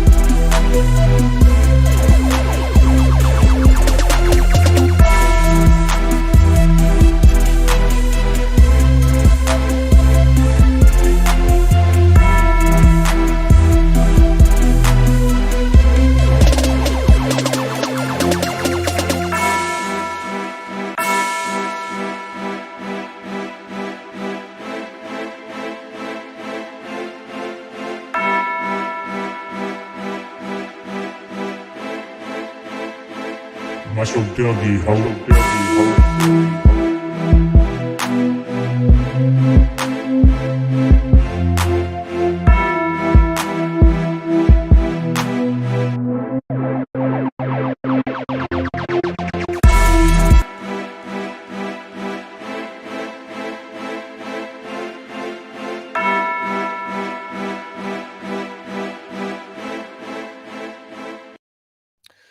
All right, guys, we're back. Final couple of minutes here on this Monday. Appreciate each and every single one of you tuning in, guys. Phone lines are open. If you want to get a couple more in, we can do so. Let me say this as well, just kind of in closing on this show, and we'll sort of put the Georgia game behind us, if you will. But I can't say again how much I'm encouraged. I can't, overstate how encouraged I am by the performance on Saturday. I really am. I know people are upset because victory was in the grasp and was not met. But I mean, guys, I thought South Carolina, considering what they had on the offensive front, considering what we had seen at this point, considering what they had on the defensive front as well, I think Shane Beamer and company, you could argue, got the most out of this roster in that football game. I really do. I think things need to continue to be tinkered with and played around with. I think that the running back room needs to be evaluated, reevaluated. I think that, it's an imperfect football team. Like, it obviously is, but there's a lot of imperfect football teams out there. And my biggest thing is this, because I saw Coach Ford earlier talking about the next 5 are important or whatever. You gotta win 6 out of 9. I mean, I don't disagree. Like, the goals don't change from the preseason, guys. They don't change. 9-3 is the goal. 8-4 is the expectation and a success. 7-5 is an okay season. 6-6 is disappointing. 5-7 or worse is failure. Like, that doesn't change. That doesn't change. So, yeah, I mean, as I said before, man, get to 3 and get to the 3-3 or better mark to the first 6. Get to 3-3 or better. So, are you going to go? What? It would be 3-1, I guess, or 3-1. No, 3-0 over your next 3. Are you going to go 2-1 over your next 3? Like, I think you can get to that mark very reasonably, that 3-3 mark that I set out, and I think it'll set you up in the second half of the year to get to 7 wins, if not 8. So, I think it's very doable. I think it's very, very doable. But I don't leave Saturday's game. I mean, there's things again to nitpick. There's things to nitpick and be critical about, but all in all, I thought it was a successful game Saturday in Athens. Coach Ford says you cannot accept 6-6 with 3 gimmies. I mean, Coach Ford, what difference is there in 7-5 and 6-6? It's just one more game. So I mean, if you don't accept 6-6, why would you accept 7-5? You know what I mean? Why would you accept 7-5? So I get what you're saying, Coach Ford, and I would agree with you. 6-6 would be a very disappointing season, very disappointing. But you know, and we see all the chatter about the running back room and the offensive line. Like, guys, we're going to just keep talking about this over and over. But, you know, it goes back to it was malpractice by this coaching staff. Let's call it for what it is. I mean, it was malpractice by the coaching staff. It was malpractice not landing impact guys in the portal on the offensive line. It was malpractice not landing a freaking running back. It was. And it's, you know, it is what it is. There's no point beating a dead horse, but it was, you know what I mean? So if you want me to be critical about it, we can do that. But, you know, and I'll actually, though, to Coach Ford's point, and to everyone, I'll say this, because you know what we haven't talked about? I mean, Juice Wells has practically been non-existent, right? And I don't know when he's coming back, if he's coming back, right? If you would have told me that South Carolina, hey, predict South Carolina season without Juice Wells. Without Juice Wells. I probably would have picked a 6-6 campaign because he was in my opinion, coming in the season, the best player on this football team. Better than Spencer Rattler. Most valuable Gamecock, in my opinion. So, you know, you take Juice Wells out for the rest of the year. I mean, I think that, you know, even though Xavier Legette has stepped up and been really, really good, I mean, he's turned into a fantastic player. It just, you know, it's, we'll see. We'll see. It's the real test is this weekend in my mind. I know some people are looking at this game like it's going to be a blowout. But this is the game that South Carolina, to keep 7 or 8 wins intact, to keep that as a realistic goal, you have to win Saturday. You lose to Mississippi State on Saturday, and you talk about a nightmare start. I mean, a nightmare start to this season. With Tennessee looming on the road at night, it can't happen. So, anyways, guys, I'm not happy to take an L from Saturday against Georgia, but I think there were encouraging signs. And maybe the most encouraging thing is, you know, after UNC, when it felt like all hope was lost and this team's just no good, we're going to win 4 games, 5 games. I think the Georgia game showed, it almost kind of steadied the ship and showed, okay, things were not as bad as they seemed after week 1. There's still hope and optimism and reason to believe that this South Carolina football team can still pull it all together, put the pieces together, and make something really positive of year 3 of the Shane Beamer era. So, guys, again, let me say thank you to Chris Doering of SEC Network for taking the time to chat today. Appreciate each and every single one of you. Of course, if you have not done so, you're on YouTube. Hit that subscribe button on YouTube. Hit that bell icon so you get notifications of when we go live and when we drop new video content as well. Also, be sure to subscribe to the podcast. iTunes, Spotify, Google Podcasts, wherever you get your podcasts. You can find us there. Drops every single day, 5 p.m. Eastern. And, of course, guys, normal content schedule this week. TDC rocking and rolling noon to 3 Eastern, Monday through Friday. And stay tuned to social media for all the content bleeding out of the eyeballs. Guys, appreciate you all tuning in. Thank you all so much. Have a great rest of your Monday, and we will talk to you all tomorrow.